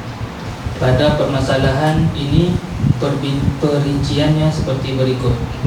Keluar mani disebabkan onani adalah membatalkan puasa secara mutlak. Manakala keluar mani disebabkan sentuhan, yakni alam pula. Yang pertama, jika ianya berlaku disebabkan bersentuhan dengan bukan mahramnya seperti isteri dan ajnabiyah, maka puasanya tidak terbatal, melainkan sentuhan itu berlaku tanpa berlapik sama ada bersyahwat atau tidak. Tengok ni kalau onani batal secara mutlak. Faham tak? Manakala kalau kata keluar mani disebabkan kerana bersentuhan, al-lams, maka lihat balik keadaan. Kalau berlaku sentuhan tadi disebabkan kerana bersentuh dengan yang bukan mahram, seperti isterinya. Isteri bukan mahram dia lah.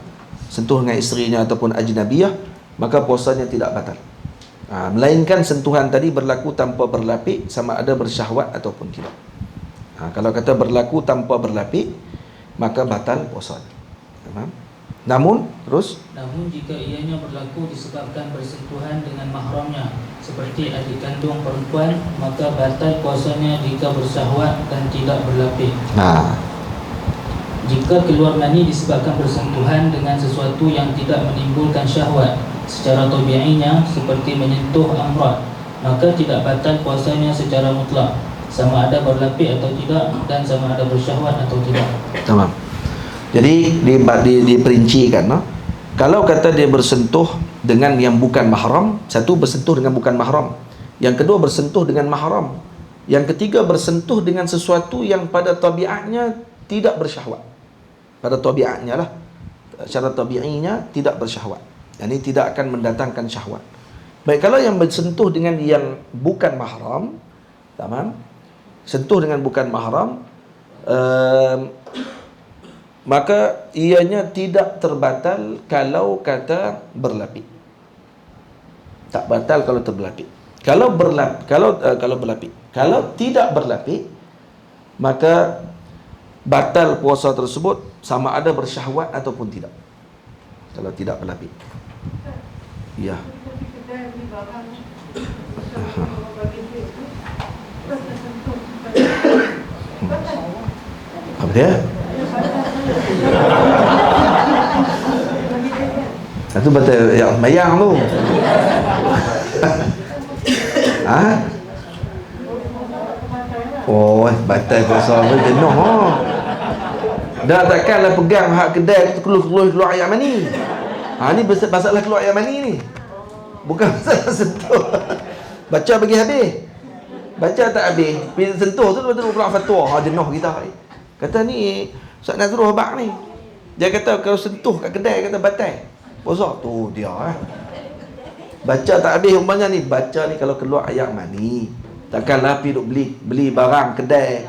Dekat kedai apa ni 7-Eleven. Baru duk bayar beli apa? Beli roti gardenia ya, sentuh keluar air mani terus. Ha, tu batal. Ha, kalau kata sentuh. Tapi kalau berlapik, hatta berlapik, kalau berlapik sentuh yang tidak ajnabi, maka tidak batal. Kecuali kalau dia adat dia. Adat dia kalau sentuh je keluar air mani. Macam tu. Oh ni kira sakar tunggu lah. Payah jumpa ni. Ni kalau yang kedua pula, bersentuh dengan mahram, seperti adik kandung dia. Contohnya. Maka batal puasa kalau bersyahwat dan tidak berlapik. Kalau syarat dia mesti bersyahwat dan tidak berlapik. Tadi kalau hak sentuh yang bukan mahram, yang mahram, minta maaf, yang bukan mahram, isteri ataupun perempuan ajnabiyah yang lain, bersyahwat ke tidak bersyahwat, kalau tak berlapik keluar air mani batal. Tak berlapik, tangan tak berlapik, kemudian tak bersyahwat ke bersyahwat keluar air mani, batal. Kalau sentuh yang mahram pula, adik dia contohnya, berlapik